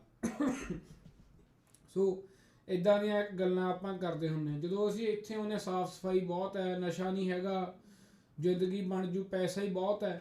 ਜਦੋਂ ਬੰਦਾ ਆਉਂਦਾ ਇੱਥੇ, ਫਿਰ ਜਦੋਂ ਬੰਦਾ ਆ ਕੇ ਰਿਲਾਈਜ਼ ਕਰਦਾ ਵੀ ਯਾਰ ਨਹੀਂ ਗੱਲ ਹੈ, ਇੱਥੇ ਵੀ ਬਹੁਤ ਚੀਜ਼ਾਂ ਹੈਗੀਆਂ ਨੇ ਜਿਨ੍ਹਾਂ ਦੇ ਉੱਪਰ ਕੰਮ ਕਰਨ ਦੀ ਲੋੜ ਹੈ। ਹੁਣ ਆ ਪੇ ਦੀ ਗੱਲ ਹੈ, ਪੇ ਹੁਣ ਜਨਵਰੀ 'ਚ ਵਧਣੀ ਸੀ ਅਤੇ ਆਹ ਜਨਵਰੀ ਆ ਖਤਮ ਹੋ ਗਿਆ, 27 ਤਰੀਕ ਆ ਗਈ ਜਨਵਰੀ ਦੀ, ਅਤੇ ਅੱਜ 3 ਦਿਨ ਰਹਿ ਗਏ ਆ, ਫਰਵਰੀ ਚੜ੍ਹ ਜਾਣਾ। ਡਾਕਫੋਰਡ ਨੇ ਅਨਾਊਂਸ ਕੀਤਾ ਸੀਗਾ ਕਿ ਜਨਵਰੀ 1 ਤੋਂ, ਜੇ ਮੈਂ ਗਲਤ ਨਾ ਹੋਵਾਂ, ਜਨਵਰੀ ਤੋਂ ਤੁਹਾਡੀ ਤਨਖਾਹ ਜਿਹੜੀ ਆ $15 ਕਰ ਦੇਣਗੇ ਪਰ ਆਵਰ ਮਿਨੀਮਮ ਵੇਜ ਰੇਟ। ਉਹ ਡਾਕਫੋਰਡ ਸਾਹਿਬ ਹੁਣ ਨਜ਼ਰ ਹੀ ਨਹੀਂ ਆ ਰਹੇ ਹੁਣ ਕਿੱਥੇ ਨੇ। ਅਤੇ ਉਦੋਂ ਬਾਅਦ ਸਾਡੇ NDP ਵਾਲੇ ਕਹਿੰਦੇ ਵੀ ਜੂਨ 'ਚ ਹੁਣ ਮੇਰਾ ਖਿਆਲ MPP ਦੀਆਂ ਚੋਣਾਂ ਨੇ, ਅਤੇ ਕਹਿੰਦੇ ਜੀ ਅਸੀਂ 4 ਸਾਲਾਂ ਦੇ ਵਿੱਚ $20 ਤੱਕ ਲੈ ਜਾਵਾਂਗੇ, ਹਰ ਸਾਲ $1 ਵਧਾਵਾਂਗੇ, 4 ਸਾਲ ਸਾਡੀ ਜਿਹੜੀ ਹੈ ਟੈਨਿਓਰ ਆ, ਅਤੇ ਤੁਹਾਨੂੰ ਅਸੀਂ ਕਰ ਦਾਂਗੇ $20 1 ਘੰਟੇ ਦੇ। 4 ਸਾਲਾਂ ਨੂੰ ਮਹਿੰਗਾਈ ਪਤਾ ਨਹੀਂ ਕਿੱਥੇ ਪਹੁੰਚ ਜਾਣੀ। ਅੱਜ ਵੀ ਮੈਂ ਖਬਰ ਦੇਖ ਰਿਹਾ ਸੀਗਾ ਕਿ ਆਹ ਗੈਸ ਪ੍ਰਾਈਜ਼ਸ 156 ਤੱਕ ਟੱਚ ਹੋਏ ਆ, ਇੰਨਾ ਜ਼ਿਆਦਾ ਬੁਰਾ ਹਾਲ ਆ। ਠੀਕ ਆ, ਸੋ ਗੱਲਾਂ ਆਪਾਂ ਕੋਈ ਕਰੀਏ ਉਹ ਜਿਹੜੀਆਂ ਜੈਨੂਅਨ ਆ। ਹੁਣ ਇਹ ਪ੍ਰੋਬਲਮਸ ਆਪਾਂ ਨੂੰ ਇੱਥੇ ਆ ਕੇ ਰਿਲਾਈਜ਼ ਹੁੰਦਾ। ਇੱਕ ਉੱਥੇ ਬੈਠਾ ਇੰਡੀਆ, ਹੁਣ ਮੈਂ ਉਮਰ 'ਚ ਵੱਡਾ, ਮੈਂ ਬਾਹਲਾ ਗਲਤ ਬੋਲਣਾ ਨਹੀਂ ਚਾਹੁੰਦਾ, ਐਡਾ ਤਗੜਾ ਠੱਗ ਏਜੰਟ ਆ ਉਹ, ਐਡਾ ਤਗੜਾ ਝੂਠਾ ਏਜੰਟ ਆ ਉਹ, ਐਡਾ ਢਿੱਡ ਲੈ ਕੇ ਬਹਿ ਜਾਂਦਾ, ਕਹਿੰਦਾ ਭਾਂਡੇ ਧੋਣ ਵਾਲੇ ਨੂੰ $90 ਮਿਲਦੇ ਆ। ਅਤੇ ਮੈਂ ਤਾਂ ਹੈਰਾਨ ਹੁੰਦਾ ਵੀ ਇਹ ਕਿਹੋ ਜਿਹੀਆਂ ਗੱਲਾਂ ਕਰਦੇ ਆ। $90 ਕੋਈ ਭਾਂਡੇ ਧੋਣ ਵਾਲਿਆਂ ਨੂੰ ਦਊਗਾ? ਡਿਸ਼ਵਾਸ਼ਰ ਦੀ ਕਹਿੰਦਾ ਜੋਬ ਹੈ, ਉਹ ਮੋਟਾ ਜਿਹਾ, ਅਤੇ $90 1 ਘੰਟੇ ਦੇ, ਅਤੇ ਦੱਸਣ ਲੱਗ ਗਿਆ ਵੀ 1 ਘੰਟੇ ਦਾ 4000 ਬਣ ਗਿਆ। 4 ਘੰਟੇ ਭਾਂਡੇ ਧੋ ਕੇ ਅਗਲਾ 20000 ਦਿਹਾੜੀ ਬਣਾ ਕੇ ਕਹਿੰਦਾ ਘਰੇ ਆ ਗਿਆ। ਫਿਰ ਜਦੋਂ ਦੁਨੀਆ ਜੁੱਤੀਆਂ ਮਾਰਦੀ ਆ ਜਾ ਕੇ, ਫਿਰ ਜਦੋਂ ਜਵਾਬ ਮਿਲਦਾ ਫਿਰ ਚੁੱਪ ਹੋ ਜਾਂਦਾ, ਫਿਰ ਬਹਿ ਜਾਂਦਾ। ਸੋ ਇਹ ਨੌਨਸੈਂਸ ਦੀਆਂ ਗੱਲਾਂ। ਮੈਂ ਤਾਂ ਇਹ ਗੱਲ ਪਹਿਲਾਂ ਟੌਪਿਕ ਕਿਤੇ ਸੋਚਿਆ ਕਰੂੰਗਾ, ਫਿਰ ਮੈਂ ਕਿਹਾ ਛੱਡ ਖੇੜਾ ਕੀ ਕਰਨਾ ਇਹਨੂੰ। ਪਰ ਇਹ ਬਹੁਤ ਨਾ ਆਪਾਂ ਨੂੰ ਸਮਝਣ ਦੀ ਲੋੜ ਹੈ, ਇਹ ਚੀਜ਼ਾਂ ਪ੍ਰੈਕਟੀਕਲੀ ਦੇਖਣ ਦੀ ਲੋੜ ਹੈ। ਇੱਥੇ ਚੰਗੀਆਂ ਜੌਬਸ ਜਿਹੜੀਆਂ ਬਹੁਤ ਜ਼ਿਆਦਾ ਹਾਈ ਲੈਵਲ ਦੀਆਂ ਜੌਬਸ ਨੇ, ਉਹ ਮੇਰਾ ਖਿਆਲ $40 ਮੈਕਸੀਮਮ ਹੈਗੀਆਂ, ਬਹੁਤ ਘੱਟ ਜੋ ਉਹ ਵੀ ਮਿਲਦੀਆਂ ਬਹੁਤ ਘੱਟ ਨੇ। ਡਾਕਟਰਸ ਨੇ ਜਿਹੜੇ ਫਰੰਟ ਲਾਈਨ ਵਰਕਰ ਨੇ, ਨਰਸਿਸ ਨੇ, ਉਹਨਾਂ ਦੀ ਹੈਗੀ ਆ ਕੋਈ 30 ਤੋਂ 35 ਦੇ ਵਿੱਚ ਹੈਗੀ ਆ। ਕੋਈ ਹੋਰ ਜੌਬਸ ਹੈਗੀਆਂ ਜਿਹਨਾਂ ਦੀ 40 ਵੀ ਹੋਊਗੀ। $90 ਭਾਂਡੇ ਧੋਣ ਵਾਲੇ ਨੂੰ ਕੋਈ ਨਹੀਂ ਦਿੰਦਾ ਭਾਈ ਇੱਥੇ, ਅਤੇ ਨਾ ਮੈਨੂੰ ਲੱਗਦਾ ਕਿਸੇ ਹੋਰ ਕੰਟਰੀ 'ਚ ਦਿੰਦਾ ਹੋਣਾ। ਸੋ ਇਹ ਗੱਲਾਂ ਨਾ ਬਹੁਤ ਨੌਨਸੈਂਸ ਐਵੇਂ ਹਵਾ ਦੇ ਵਿੱਚ। ਤੁਸੀਂ ਮੈਂ ਪਹਿਲਾਂ ਵੀ ਇੱਕ ਬਹੁਤ ਵਾਰੀ ਗੱਲ ਕਹੀ ਆ, ਕਿਸੇ ਵੀ ਏਜੰਟ ਕੋਲੇ ਤੁਸੀਂ ਜਦੋਂ ਵੀ ਜਾਣਾ ਨਾ ਤਾਂ ਬਹੁਤ ਆਪਣੀ ਤਿਆਰੀ ਕਰਕੇ ਸੋਚ ਸਮਝ ਕੇ ਆਪਣਾ ਤੁਸੀਂ ਕੇਸ ਲਾਉਣਾ। ਅੱਖਾਂ ਬੰਦ ਕਰਕੇ ਏਜੰਟ ਦੇ ਭਰੋਸੇ ਨਹੀਂ ਕਰਨੇ। ਤੁਹਾਡੇ ਸਾਹਮਣੇ ਰਿਜ਼ਲਟਸ ਨੇ, ਬਹੁਤ ਨੁਕਸਾਨ ਹੋ ਰਿਹਾ। ਹੁਣ ਅੱਗੇ ਇੱਥੇ ਮੈਂ ਦੇਖਿਆ ਏਜੰਟ CTA ਬਣੀ, ਫਿਰ ਆ ਨੌਜਵਾਨ ਨੈਟਵਰਕ ਸਭਾ ਬਣੀ, ਆ ਪ੍ਰੋਟੈਸਟਾਂ ਨਾਲ ਰਿਲੇਟਡ ਗੱਲ ਕਰ ਰਿਹਾ। ਫਿਰ ਮੈਂ 1-2 ਵਾਰ ਦੇਖਿਆ ਐਮਾਜ਼ੋਨ ਦੇ ਬਾਹਰ ਕੋਈ ਕਮਿਊਨਿਟੀ ਧਰਨਾ ਮਾਰ ਰਹੀ ਸੀ ਵਰਕ ਕਲਚਰ ਨੂੰ ਲੈ ਕੇ। ਹੁਣ ਪਿੱਛੇ ਜੇ ਮੌਂਟਰੀਅਲ ਦੇ ਵਿੱਚ 3 ਕਾਲਜ ਬੈਂਕਰਪਟ ਕਰਤੇ ਉਹਨਾਂ ਨੇ ਵੀ, MD ਕਾਲਜ ਤੇ CT MC MT ਆਏ 3 ਕਾਲਜ ਬੈਂਕਰਪਟ ਹੋ ਗਏ। ਹੁਣ ਉਹਨਾਂ ਜਵਾਕਾਂ ਦਾ ਕੀ ਬਣਿਆ ਜਿਨ੍ਹਾਂ ਨੂੰ 1-1 ਸਾਲ ਹੋ ਗਿਆ ਸੀ, 1.5 ਸਾਲ ਹੋ ਗਿਆ ਸੀ ਉਹਨਾਂ ਕੋਲੇ ਪੜ੍ਹਦਿਆਂ, ਜਿਨ੍ਹਾਂ ਦੀ ਪੜ੍ਹਾਈ 6 ਮਹੀਨੇ ਬਾਅਦ ਮੁੱਕ ਜਾਣੀ ਸੀ। $25,000 ਗਿਆ ਭਰਿਆ ਹੋਇਆ ਸੀ, ਉੱਥੇ ਸਟੂਡੈਂਟਸ ਨੇ ਧਰਨਾ ਮਾਰਿਆ ਤੇ ਉਹਨਾਂ ਨੇ ਹੁਣ ਸਟੂਡੈਂਟ ਆਰਗੇਨਾਈਜੇਸ਼ਨ ਬਣਾਈ ਆ ਮੌਂਟਰੀਅਲ ਦੇ ਵਿੱਚ। 3 ਕਾਲਜ ਬੈਂਕਰਪਟ ਹੋ ਗਏ ਤੇ ਤੁਸੀਂ ਹਿਸਾਬ ਲਾ ਲਓ ਜੇ 100 ਬੱਚਾ ਵੀ ਹੋਇਆ, 100 ਬੱਚੇ ਦਾ $25,000 ਵੀ ਫੀਸ ਗਈ ਹੋਈ, ਪੈਸੇ ਵੀ ਗਏ, ਚਲੋ ਇੱਕ ਜਣੇ ਦਾ $20,000 ਵੀ ਗਿਆ। ਉਸ ਤੋਂ ਵੀ ਜ਼ਿਆਦਾ ਇੰਪੋਰਟੈਂਟ, ਪੈਸਾ ਤਾਂ ਇੰਪੋਰਟੈਂਟ ਹੈ ਹੀ ਆ, ਇੱਥੇ ਪੈਸੇ ਕਮਾਉਣੇ ਸੌਖੇ ਨਹੀਂ ਗਏ, ਬਹੁਤ ਔਖਾ ਕੰਮ ਹੈ। ਪੈਸੇ ਤਾਂ ਗਏ ਨਾਲ ਦੇ ਨਾਲ 1 ਸਾਲ ਜਿਹਦਾ ਹੋਇਆ ਸੀ, ਜਿਹਦਾ 1.5 ਹੋਇਆ ਸੀਗਾ, ਉਹ ਸਾਰਾ ਉਹਦਾ ਟਾਈਮ ਵੇਸਟ ਹੋ ਗਿਆ, ਟਾਈਮ ਖਰਾਬ ਹੋ ਗਿਆ, ਪੈਸੇ ਖਰਾਬ ਹੋ ਗਏ। ਉਸ ਤੋਂ ਬਾਅਦ ਉਹਦਾ ਜਿਹੜਾ ਵੀਜ਼ਾ ਸੀ, ਉਹਦਾ ਸਟੱਡੀ ਪਰਮਿਟ ਸੀ, ਉਹਦਾ ਵਰਕ ਪਰਮਿਟ ਵੀ ਚਲੋ ਜਿਹੜਾ ਇੱਕ ਤਾਂ ਪੋਸਟ ਗ੍ਰੈਜੂਏਸ਼ਨ ਆਉਣਾ ਹੁੰਦਾ ਨਾ, ਇੱਕ ਵਰਕ ਜਿਹੜਾ ਆਪਾਂ 20 ਘੰਟੇ ਕਰ ਸਕਦੇ ਹਾਂ, ਉਹ ਸਾਰਾ ਕੁਝ ਉਹਦਾ ਐਕਸਪਾਇਰ ਹੋ ਜਾਣਾ ਕਿਉਂਕਿ ਉਹਨੂੰ 2-2.5 ਸਾਲ ਤੋਂ ਵੱਧ ਨਹੀਂ ਮਿਲਣਾ, ਉਹਦਾ 1-1.5 ਸਾਲ ਉਹ ਖਰਾਬ। ਹੁਣ ਉਹ ਨਵੇਂ ਕਾਲਜ ਐਡਮਿਸ਼ਨ ਲਊਗਾ, ਨਵੇਂ ਸਿਰੋਂ ਪੜ੍ਹਾਈ ਸ਼ੁਰੂ ਕਰੂਗਾ, ਨਵੇਂ ਸਿਰੋਂ ਵੀਜ਼ੇ ਵੀ ਅਪਲਾਈ ਦੁਬਾਰੇ ਉਹਨੇ ਕਰਨੇ ਪੈਣਗੇ, ਐਕਸਟੈਂਡ ਕਰਨੇ ਪੈਣਗੇ, ਪੈਸੇ ਵੀ ਸਾਰੇ ਦੇ ਸਾਰੇ ਲੱਗਣਗੇ। ਉਹ ਐਡਾ ਬੁਰਾ ਹਾਲ ਵਿਚਾਰੇ ਸਟੂਡੈਂਟਸ ਤੇ ਕੀ ਬੀਤ ਰਹੀ ਹੋਊਗੀ। ਆਪਾਂ ਲੋਕ ਕਹਿ ਤਾਂ ਦਿੰਦੇ ਆ ਵੀ ਸਟੂਡੈਂਟ ਆਏ ਆ ਕੈਨੇਡਾ, ਸਟੂਡੈਂਟ ਆ ਜਾਓ ਕੈਨੇਡਾ, ਭੇਜ ਦਿਓ ਬੱਚਿਆਂ ਨੂੰ। ਸੋ ਇਹ ਬਹੁਤ ਡਿਫਿਕਲਟ, ਬਹੁਤ ਔਖੀ ਲਾਈਫ। ਔਰ ਜੇ ਚੂਜ਼ ਕਰਨਾ ਤਾਂ ਕੋਈ ਕਾਲਜ ਜਾਂ ਕੋਈ ਯੂਨੀਵਰਸਿਟੀ ਤੁਸੀਂ ਸੋਚ ਸਮਝ ਕੇ ਆਇਆ ਕਰੋ, ਏਜੰਟਾਂ ਦੇ ਚੱਕਰਾਂ 'ਚ ਨਾ ਪਿਆ ਕਰੋ। ਹੁਣ ਉਹ 3 ਕਾਲਜ ਬੈਂਕਰਪਟ ਹੋ ਗਏ, ਉਹਨਾਂ ਨੇ ਤਾਂ ਮੋਟੇ ਰੁਪਈਏ ਬਣਾ ਲਏ, ਉਹਨਾਂ ਦਾ ਕੁਛ ਨਹੀਂ ਜਾਣਾ। ਉਹ ਸਭ ਸੈਟਿੰਗਾਂ ਇੱਥੇ ਵੀ ਚੱਲਦੀਆਂ, ਇੱਥੇ ਵੀ ਸਰਕਾਰ ਨਾਲ ਬੜੀਆਂ ਤਗੜੀਆਂ ਸੈਟਿੰਗਾਂ ਨੇ, ਇਹ ਲੱਗਦਾ ਹੀ ਹੁੰਦਾ। ਸੋ ਇਹ ਬਹੁਤ ਵਿਚਾਰਿਆ ਕਰੋ, ਆਪਦੀ ਸਲਾਹ ਕਰਿਆ ਕਰੋ, ਗੱਲਬਾਤ ਕਰਿਆ ਕਰੋ। ਜਿਹੜੇ ਲੋਕ ਤੁਹਾਡੇ ਇੱਥੇ ਹੈਗੇ ਆ ਖੁਦ ਰਿਸਰਚ ਕਰਿਆ ਕਰੋ। ਅੱਜ ਕੱਲ੍ਹ YouTube ਔਨਲਾਈਨ ਸਾਰਾ ਸਿਸਟਮ ਪਿਆ, ਸਾਡੇ ਥੋੜ੍ਹੇ ਬਹੁਤ ਪ੍ਰੋਗਰਾਮ ਦੇਖ ਲਿਆ ਕਰੋ। ਹੋਰ ਜਿਹੜੇ ਯੂਟਿਊਬਰ ਹੈਗੇ ਆ, ਨਿਊਜ਼ ਚੈਨਲ ਜਿਹੜੇ ਨੈਸ਼ਨਲ ਹੈਗੇ ਆ, ਉਹ ਜ਼ਰੂਰ ਦੇਖਿਆ ਕਰੋ ਤਾਂ ਕਿ ਤੁਹਾਨੂੰ ਅਪਡੇਟ ਰਹੇ। ਕੋਈ ਵੀ ਸਟੈਪ ਚੱਕਣ ਤੋਂ ਪਹਿਲਾਂ ਜ਼ਿੰਦਗੀ ਦੇ ਵਿੱਚ ਤੁਸੀਂ ਜਿਹੜਾ ਹੈਗਾ ਆਪਣਾ ਬਹੁਤ ਸੋਚ ਸਮਝ ਕੇ ਚੱਕਿਆ ਕਰੋ ਕੋਈ ਵੀ ਸਟੈਪ ਜੇ ਚੱਕਣਾ। ਸੋ ਬਾਕੀ ਜਿਹੜਾ ਤੁਹਾਨੂੰ ਵੀਡੀਓਜ਼ ਅਸੀਂ ਦਿਖਾਏ ਆ, ਸੋ ਕਿਉਂਕਿ ਅੱਜ ਸਾਰਾ ਦਾ ਸਾਰਾ ਮੀਡੀਆ ਉੱਧਰ ਹੀ ਲੱਗਿਆ ਹੋਇਆ, ਕਾਫੀ ਜਗ੍ਹਾ ਦੇ ਵਿੱਚ ਜਿਹੜਾ ਹੈਗਾ ਜਾਮ ਵੀ ਲੱਗਿਆ। ਪਰ ਇੱਕ ਚੀਜ਼ ਬੜੀ ਵਧੀਆ ਹੋਈ ਹੈ ਇਹਦੇ ਵਿੱਚ, ਉਹ ਇਹ ਹੋਈ ਆ ਕਿ ਬਹੁਤ ਜਿਹੜੇ ਲੋਕ ਨੇ, ਦੂਸਰੀ ਕਮਿਊਨਿਟੀਜ਼ ਜ਼ਿਆਦਾਤਰ ਲੋਕ ਨੇ, ਉਹਨਾਂ ਨੇ ਬਹੁਤ ਸਪੋਰਟ ਕੀਤੀ ਆ, ਬਹੁਤ ਜ਼ਿਆਦਾ ਵੈਲਕਮ ਕੀਤਾ। ਵੱਡੇ ਪੱਧਰ ਤੇ ਇਕੱਠ ਹੋਇਆ, ਸੜਕਾਂ ਤੇ ਲੋਕ ਖੜੇ ਆ, ਪੁਲਾਂ ਦੇ ਉੱਪਰ ਲੋਕ ਖੜੇ ਆ। ਔਰ ਇਹ ਚੀਜ਼ ਤੋਂ ਬਹੁਤ ਸਿੱਖਣ ਦੀ ਲੋੜ ਹੈ। ਉਹਨਾਂ ਨੇ ਇੱਕ ਮੈਂਡੇਟ ਦਿੱਤਾ ਕਿ ਅਸੀਂ ਤੁਹਾਡੇ ਨਾਲ ਆ। ਔਰ ਆਪਣੇ ਬੰਦੇ ਬਹੁਤ ਭੱਜਦੇ ਰਹੇ ਆ ਪਹਿਲਾਂ, ਕੋਈ ਵੀ ਡਰਦੇ ਰਹੇ ਆ ਕਿਸੇ ਤਰ੍ਹਾਂ ਦਾ ਵੀ ਇਹੋ ਜਿਹਾ ਸਟੈਪ ਚੱਕਣ ਤੋਂ, ਪਰ ਇਹਨਾਂ ਤੋਂ ਸਿੱਖਣ ਦੀ ਲੋੜ ਹੈ। ਹੁਣ ਪਰਸੋਂ ਕਿ ਕੱਲ ਰਾਜ ਜੀ ਕਾਲ ਤੇ ਸੀਗੇ, ਉਹਨਾਂ ਨੇ ਇਹ ਗੱਲ ਕਹੀ ਸੀ, ਕਹਿੰਦੇ ਆਪਣੇ ਬੰਦੇ ਡਰਦੇ ਨਹੀਂ ਜਾਂਦੇ, ਕਹਿੰਦੇ ਵੀ ਸਾਨੂੰ ਨਾ ਕਿਤੇ ਟਰੂਡੋ ਨੋਟ ਨਾ ਕਰ ਲਵੇ ਦੇਖ ਕੇ ਸਾਨੂੰ ਵਾਪਸ ਨਾ ਭੇਜ ਦੇ। ਸੋ ਇੱਦਾਂ ਦੇ ਡਰ ਵੀ ਹੈਗੇ ਆ ਕਿਉਂਕਿ ਇਹ ਵੱਡਾ ਬਣ ਗਈ ਮੁਹਿੰਮ ਬਹੁਤ ਜ਼ਿਆਦੀ। ਸੋ ਡੈਫੀਨੇਟਲੀ ਇਹ ਡਰ ਤਾਂ ਲੱਗਦਾ ਹੀ ਹੈ, ਪਰ ਐਡੀ ਵੀ ਡਰਨ ਵਾਲੀ ਗੱਲ ਨਹੀਂ। 20-25 ਸਾਲ ਹੋ ਗਏ ਜਿਹੜੇ ਲੋਕ ਇੱਥੇ ਆ, ਸਿਟੀਜ਼ਨ ਨੇ ਕੈਨੇਡਾ ਦੇ ਵਿੱਚ ਪੱਕੇ ਨੇ, ਇੰਨਾ ਸਾਲ ਹੋ ਗਿਆ ਕੈਨੇਡਾ ਦੇ ਵਿੱਚ ਰਹਿੰਦੇ ਆ, ਇੱਥੇ ਘਰ ਨੇ, ਬਿਜ਼ਨਸ ਨੇ, ਅੱਗੋਂ ਫੈਮਲੀਜ਼ ਇੱਥੇ ਨੇ, ਬੱਚੇ ਵੱਡੇ ਹੋ ਗਿਆ। ਸੋ ਐਂ ਤਾਂ ਨਹੀਂ ਹੁੰਦਾ, ਔਰ ਜੇ ਹੁੰਦਾ ਤਾਂ ਤੁਸੀਂ ਸਾਨੂੰ ਜ਼ਰੂਰ ਦੱਸ ਸਕਦੇ ਹੋ। ਇਸ ਤੋਂ ਇਲਾਵਾ ਜੇ ਤੁਸੀਂ ਸਾਨੂੰ ਇਸ ਮੁੱਦੇ ਦੇ ਉੱਪਰ ਕੋਈ ਵੀ ਗੱਲਬਾਤ ਕਰਨੀ ਚਾਹੁੰਦੇ ਹੋ ਤਾਂ ਤੁਸੀਂ ਕਾਲ ਕਰ ਸਕਦੇ ਹੋ ਸਟੂਡੀਓ ਦੇ ਵਿੱਚ 9056706896 ਸਾਡਾ ਨੰਬਰ ਹੈ। 905 670 6896 ਫੋਨ ਕਰਕੇ ਤੁਸੀਂ ਮੇਰੇ ਨਾਲ ਕੋਈ ਵੀ ਗੱਲਬਾਤ ਕਰਨੀ ਹੈ ਤਾਂ ਜ਼ਰੂਰ ਫੋਨ ਤੇ ਸਾਡੇ ਇਸ ਨੰਬਰ ਤੇ ਫੋਨ ਕਰ ਸਕਦੇ ਹੋ। ਨਿੱਕੀ ਜੀ ਬ੍ਰੇਕ ਲਈ ਰੁਕਦੇ ਹਾਂ, ਬ੍ਰੇਕ ਤੋਂ ਬਾਅਦ ਵਾਪਸ ਆਉਂਦੇ ਹਾਂ ਤੇ ਅਗਲੀ ਗੱਲਬਾਤ ਕੰਟੀਨਿਊ ਕਰਦੇ ਹਾਂ। जी हाँ, फैंसी ज्वेलर्स बनाओ ऐसी टोर के दिल मांगे more. Fancy jewellers, latest designs and wide range of gold and diamond jewellery. जे तुसी भी बनना चाहते हो हर ओकेजन दी जान तां फैंसी ज्वेलर्स बनाउणगे तुहाडी शान। गोल्ड डायमंड ज्वेलरी दे लेटेस्ट डिजाइन लई आज ही पहुंचो। इत्थे हर तरह दी gold and diamond jewellery, chain, necklace, bangles, men's jewellery available है। Fancy jewellers 7086 airport road. तुसी फैंसी ज्वेलर्स दे आजम जी नू कॉल कर सकदे हो 905 612 1700 905 612 1700।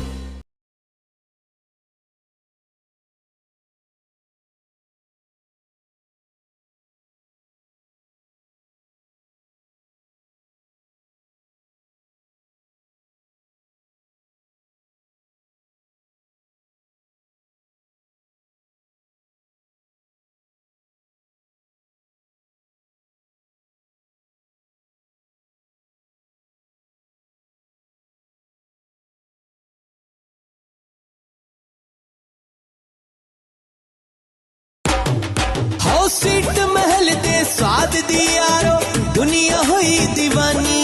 हो शुद्ध खोए दी जे मिठाई रज रज के तुसी खानी। नॉन वेज ते वेज फूड दा स्वाद बड़ा तूफानी। साडे स्वीट महल दा लभड़ा नी कोई सानी। यस, स्वीट महल जिथे मिलदियां ने ऑथेंटिक, टेस्टी, फ्लेवर ते unique dishes from the top chefs. So आज ही विजिट करो sweetmahal.ca ते। वधेरे जानकारी दे लई तुसी संपर्क कर सकदे हो सुखा कंग जी नू 416 679 9191 ते 416 679 9191।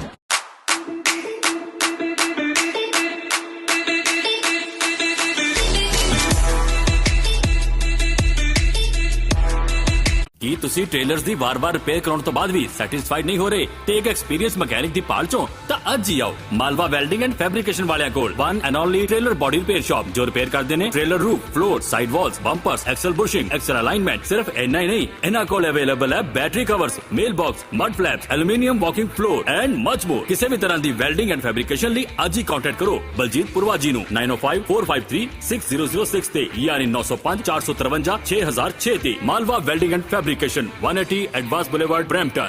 ਹੋਮ ਲਾਈਫ ਮਿਰੇਕਲ ਦੇ ਸਰਦਾਰ ਜ਼ਹੂਰ ਖਾਨ ਦੇ ਹੁੰਦਿਆਂ ਕੋਈ ਟੈਨਸ਼ਨ ਨਹੀਂ ਭਾਈ। ਸਾਡੀ ਟੈਨਸ਼ਨ ਵੀ ਆਪ ਹੀ ਲੈ ਲੈਂਦੇ ਨੇ। ਭਾਵੇਂ ਮੌਰਗੇਜ ਅਰੇਂਜ ਕਰਨੀ ਹੋਵੇ ਜਾਂ ਵਕੀਲ ਦੀ ਫੀਸ ਆਪ ਹੀ ਪੇ ਕਰ ਦਿੰਦੇ ਨੇ। ਇਹ ਰੀਅਲਟਰ ਨੇ ਕਾਬਿਲ ਤੇ ਇਮਾਨਦਾਰ, ਕਰਦੇ ਨੇ ਤੁਹਾਡੇ ਘਰ ਲੈਣ ਦਾ ਸੁਪਨਾ ਸਾਕਾਰ। ਹੋਮ ਲਾਈਫ ਮਿਰੇਕਲ ਦੇ ਸਰਦਾਰ ਜ਼ਹੂਰ ਖਾਨ। ਕਾਲ 647927 1700 647 927 1700। ਮੇਰੀ ਗੱਲ ਸੁਣੋ, ਹੁਣ ਤੁਸੀਂ 15 ਸਾਲ ਹੋ ਚੁੱਕੇ ਨੇ ਸਾਨੂੰ ਇਸ ਘਰ ਦੇ ਵਿੱਚ ਰਹਿੰਦੇ ਆ। ਬੱਚੇ ਵੀ ਹੁਣ ਵੱਡੇ ਹੁੰਦੇ ਜਾਂਦੇ ਨੇ। ਆਖਰ ਵੱਡਾ ਘਰ ਅਸੀਂ ਕਦੋਂ ਲਵਾਂਗੇ? ਉਹ ਭਾਗਵਾਨ ਨੇ ਹਰ ਰੋਜ਼ ਇਸੇ ਸਿਲਸਿਲੇ ਦੇ ਵਿੱਚ ਮੈਂ ਰੀਅਲ ਏਸਟੇਟ ਬ੍ਰੋਕਰਾਂ ਨੂੰ ਮਿਲ ਰਿਹਾ, ਪਰ ਕੋਈ ਇਦਾਂ ਦਾ ਬ੍ਰੋਕਰ ਨਹੀਂ ਮਿਲ ਰਿਹਾ ਜੋ ਇਸ ਘਰ ਦੀ ਚੰਗੀ ਵੈਲਿਊ ਸਾਨੂੰ ਦਵਾ ਦੇਵੇ। ਤੇ ਤੁਸੀਂ ਹਰਪ੍ਰੀਤ ਢਿੱਲੋਂ ਜੀ ਨੂੰ ਕਿਉਂ ਨਹੀਂ ਮਿਲਦੇ? ਆਪਣੀ ਕਮਿਊਨਿਟੀ ਦੇ ਨੰਬਰ 1 ਰੀਅਲ ਏਸਟੇਟ ਬ੍ਰੋਕਰ ਨੇ। ਜੀ ਹਾਂ, ਜੇਕਰ ਤੁਸੀਂ ਵੀ ਆਪਣੇ ਸੁਪਨਿਆਂ ਦਾ ਘਰ ਖਰੀਦਣਾ ਚਾਹੁੰਦੇ ਹੋ ਤੇ ਅੱਜ ਹੀ ਕੰਟੈਕਟ ਕਰੋ ਰੀਮੈਕਸ ਰਿਐਲਿਟੀ ਸਰਵਿਸਿਜ਼ ਦੇ ਹਰਪ੍ਰੀਤ ਢਿੱਲੋਂ ਜੀ ਨੂੰ 416 268 6713 ਤੇ 416268 6713 या तुसी विजिट कर सकते हो www.harprittilloremax.com पे। दुबई की खूबसूरती के बारे में तो हमने सुना ही है। इसकी खूबसूरती का आनंद लेने के साथ साथ अगर आप प्रॉपर्टी इन्वेस्टमेंट भी करना चाहते हैं और लेना चाहते हैं वेकेशन होम्स, तो आपके पास है सुनहरी मौका। जी हाँ, कनाडा में रहते हुए आप दुबई में वेकेशन होम्स और प्रॉपर्टी इन्वेस्टमेंट कर सकते हैं जुकाकू रियल एस्टेट के सलाउद्दीन सरफराज जुकाकू जी की बदौलत। तो सोच कर रहे हैं आज ही अपना वेकेशन होम दुबई में बुक करवाएं और प्रॉपर्टी में इन्वेस्टमेंट भी करें। जुकाकू real estate 1102 B Block, Centurion Star Tower, Port Said, near Diriyah City Center, or you can call 055 986 4884 or visit www.jukakurealestate.ae। अपने सुपनियां दी घर दी ख्वाहिश किन्नू नहीं हुंदी। हर कोई सुपनियां दे महल बनाउण लई दिन रात जद्दोजहद करदा है, मेहनत करदा है ते पाल करदा है उस ईमानदार रियल एस्टेट एडवाइजर दी जो ओनू ओदे सुपनियां दे घर नू लैण च मदद कर सके, है ना? ते हुण तुहाडे उस ईमानदार रियल एस्टेट एडवाइजर दी पाल होएगी खत्म जदों तुसीं मिलोगे राणा रणधीर सिंह सिद्धू जी नू, जो ने रियल एस्टेट दे एक ऑनेस्ट एडवाइजर जिन्हां नू कई सालां दा एक्सपीरियंस, जो रॉयल लीपेज फ्लावर सिटी रियलिटी नाल काम करदे ने। सो जेकर तुसीं चाहुंदे हो सुपनियां दा घर बनाना या फिर घर बेचना ते आज ही संपर्क करो राणा रणधीर सिंह सिद्धू जी नू। कॉल 905 915 84 84 ते ईमेल आईडी info@ranasidhu.ca। ਉਹ ਕੀ ਗੱਲ ਮੌਂਟੂ, ਉਹ ਬੜੀਆਂ ਡੂੰਘੀਆਂ ਸੋਚਾਂ ਵਿੱਚ ਪਿਆ। ਗੱਲ ਕੀ ਹੈ ਯਾਰ? ਮੈਂ ਗੱਡੀ ਚਾਉਂਦਾ ਹੋਇਆ ਜਸ ਭੁੱਲਰ ਦਾ ਨਾਂ ਸੁਣਦਾ ਪਿਆ। ਇਹ ਉਹੀ ਹੈ ਨਾ ਜਿਹੜੇ ਕਿ 24 ਘੰਟਿਆਂ ਵਿੱਚ ਘਰ ਦੀ ਕਲੋਜ਼ਿੰਗ ਕਰਵਾ ਦਿੰਦੇ ਨੇ? ਬਿਲਕੁਲ ਸਹੀ ਪਛਾਣਿਆ, ਤੇ ਨਾਲੇ ਕਮਰਸ਼ੀਅਲ ਮੋਰਗੇਜ ਵਿੱਚ ਸਪੈਸ਼ਲਾਈਜ਼ ਕਰਦੇ ਨੇ। ਉਹ ਮੇਰਾ ਕੇਸ ਵੀ ਤਾਂ ਜਸ ਭੁੱਲਰ ਨੇ ਸਿਰੇ ਚਾੜਿਆ। ਫਰਸਟ ਜਾਂ second mortgage, private funding, truck loan, heavy machinery. ਜੇ ਤੈਨੂੰ ਬਿਜ਼ਨਸ ਲੋਨ ਦੀ ਵੀ ਲੋੜ ਹੈ ਨਾ, ਉਹਦਾ ਹੱਲ ਵੀ ਜਸ ਭੁੱਲਰ ਦੇ ਕੋਲ ਹੈ। ਉਹ ਯਾਰ ਜਦ ਤੈਨੂੰ ਇੰਨਾ ਪਤਾ, ਨੰਬਰ ਵੀ ਦੇ ਫਿਰ, ਲੱਕ ਕਰ ਨੋਟ ਫਿਰ। 4167322611 416 732 2611। ਲਾइसेंस नंबर M12000176। जस पुल्लर ना याद रखी। जी हाँ, फैंसी ज्वेलर्स बनाउन है सिटोर के दिल मांगे more. Fancy jewellers, latest designs and wide range of gold and diamond jewellery. जे तुसी भी बनना चाहते हो हर ओकेजन दी जान, तां फैंसी ज्वेलर्स बनाउणगे तुहाडी शान। गोल्ड डायमंड ज्वेलरी दे लेटेस्ट डिजाइन लई आज ही पहुंचो। इत्थे हर तरह दी gold and diamond jewellery, chain, necklace, bangles, men's jewellery available है। Fancy jewellers 7086 airport road. तुसी फैंसी ज्वेलर्स दे आजम जी नू कॉल कर सकदे हो 905 612 1700 905 612 1700। ਸੁਣੋ ਸੁਣੋ ਸੁਣੋ ਕੈਨੇਡਾ ਵਾਸੀਓ ਸੁਣੋ, ਕੀ ਤੁਹਾਡੇ ਘਰ ਲੱਗਾ IPTV ਬਾਕਸ ਪ੍ਰੋਪਰ ਤਰੀਕੇ ਨਾਲ ਕੰਮ ਨਹੀਂ ਕਰ ਰਿਹਾ? ਬਾਰ-ਬਾਰ ਹੁੰਦੀ ਬਰਾਊਜ਼ਿੰਗ ਤੋਂ ਤੰਗ ਆ ਰਹੇ ਹੋ, ਜਾਂ ਫਿਰ ਤੁਹਾਡਾ ਕੋਈ ਫੇਵਰਿਟ ਚੈਨਲ ਉਸ IPTV ਬਾਕਸ ਤੇ ਨਹੀਂ ਆ ਰਿਹਾ? ਤਾਂ ਤੁਸੀਂ ਅੱਜ ਹੀ ਕੰਟੈਕਟ ਕਰੋ ਭਾਊ IPTV ਵਾਲੇ ਨੂੰ, ਜਿਨ੍ਹਾਂ ਕੋਲੋਂ ਤੁਸੀਂ ਆਪਣਾ ਪੁਰਾਣਾ IPTV ਬਾਕਸ ਰੀਪ੍ਰੋਗਰਾਮ ਕਰਾ ਸਕਦੇ ਹੋ ਅਤੇ ਨਿਊ IPTV ਬਾਕਸ ਖਰੀਦ ਵੀ ਸਕਦੇ ਹੋ। ਸਿਰਫ ਇਹ ਨਹੀਂ, ਇਹ ਤੁਹਾਨੂੰ ਦੇਣਗੇ ਫ੍ਰੀ ਐਪ, ਜਿਸ ਨਾਲ ਤੁਸੀਂ ਆਪਣਾ IPTV ਬਾਕਸ ਮੋਬਾਈਲ ਫੋਨ ਤੇ ਵੀ ਦੇਖ ਸਕਦੇ ਹੋ। ਤਾਂ ਫਿਰ ਹੁਣੇ ਕਾਲ ਕਰੋ ਭਾਊ IPTV ਵਾਲੇ ਨੂੰ 416 859 8484 ਤੇ 416 859 8484।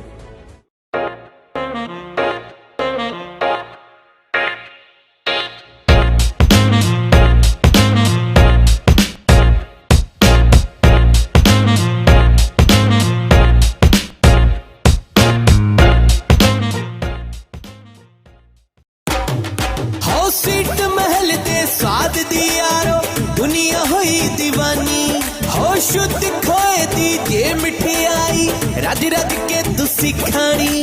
नॉन वेज ते वेज फूड ਸੋ ਬ੍ਰੇਕ ਤੋਂ ਬਾਅਦ ਤੁਹਾਡਾ ਸਵਾਗਤ ਹੈ। ਦੋ ਤਿੰਨ ਅਪਡੇਟਸ ਨੇ। ਜਿਹੜਾ ਇੱਕ ਤਾਂ ਮੈਂ ਸ਼ੁਰੂਆਤ ਦੇ ਵਿੱਚ ਕਿਹਾ ਸੀਗਾ, ਜਿਹੜਾ ਬਿਲਕੁਲ ਇਹਦੇ ਨਾਲ ਹੀ ਜੁੜਿਆ ਹੋਇਆ ਹੈ ਫਰੀडम ਕਨਵੇ ਦੇ ਨਾਲ। ਮੈਂਡੇਟ ਜਿਹੜਾ ਫਰੀडम ਕਨਵੇ ਹੈ, ਕੱਲ ਅਸੀਂ ਉਹ ਫੋਟੋ ਤੁਹਾਨੂੰ ਲਾ ਕੇ ਵੀ ਦਿਖਾਈ ਸੀ ਕਿ ਜੋਧਬੀਰ ਸਿੰਘ ਢਾਲੀਵਾਲ ਉਹ ਸ਼ਖਸ ਨੇ ਜਿਨ੍ਹਾਂ ਨੇ $13,000 ਯਾਨੀ ਕਿ ਮੈਕਸਿਮਮ ਡੋਨੇਟ ਕੀਤਾ ਸੀਗਾ, ਜਿਹੜਾ GoFundMe ਇਹਨਾਂ ਨੇ ਬਣਾਇਆ ਸੀਗਾ।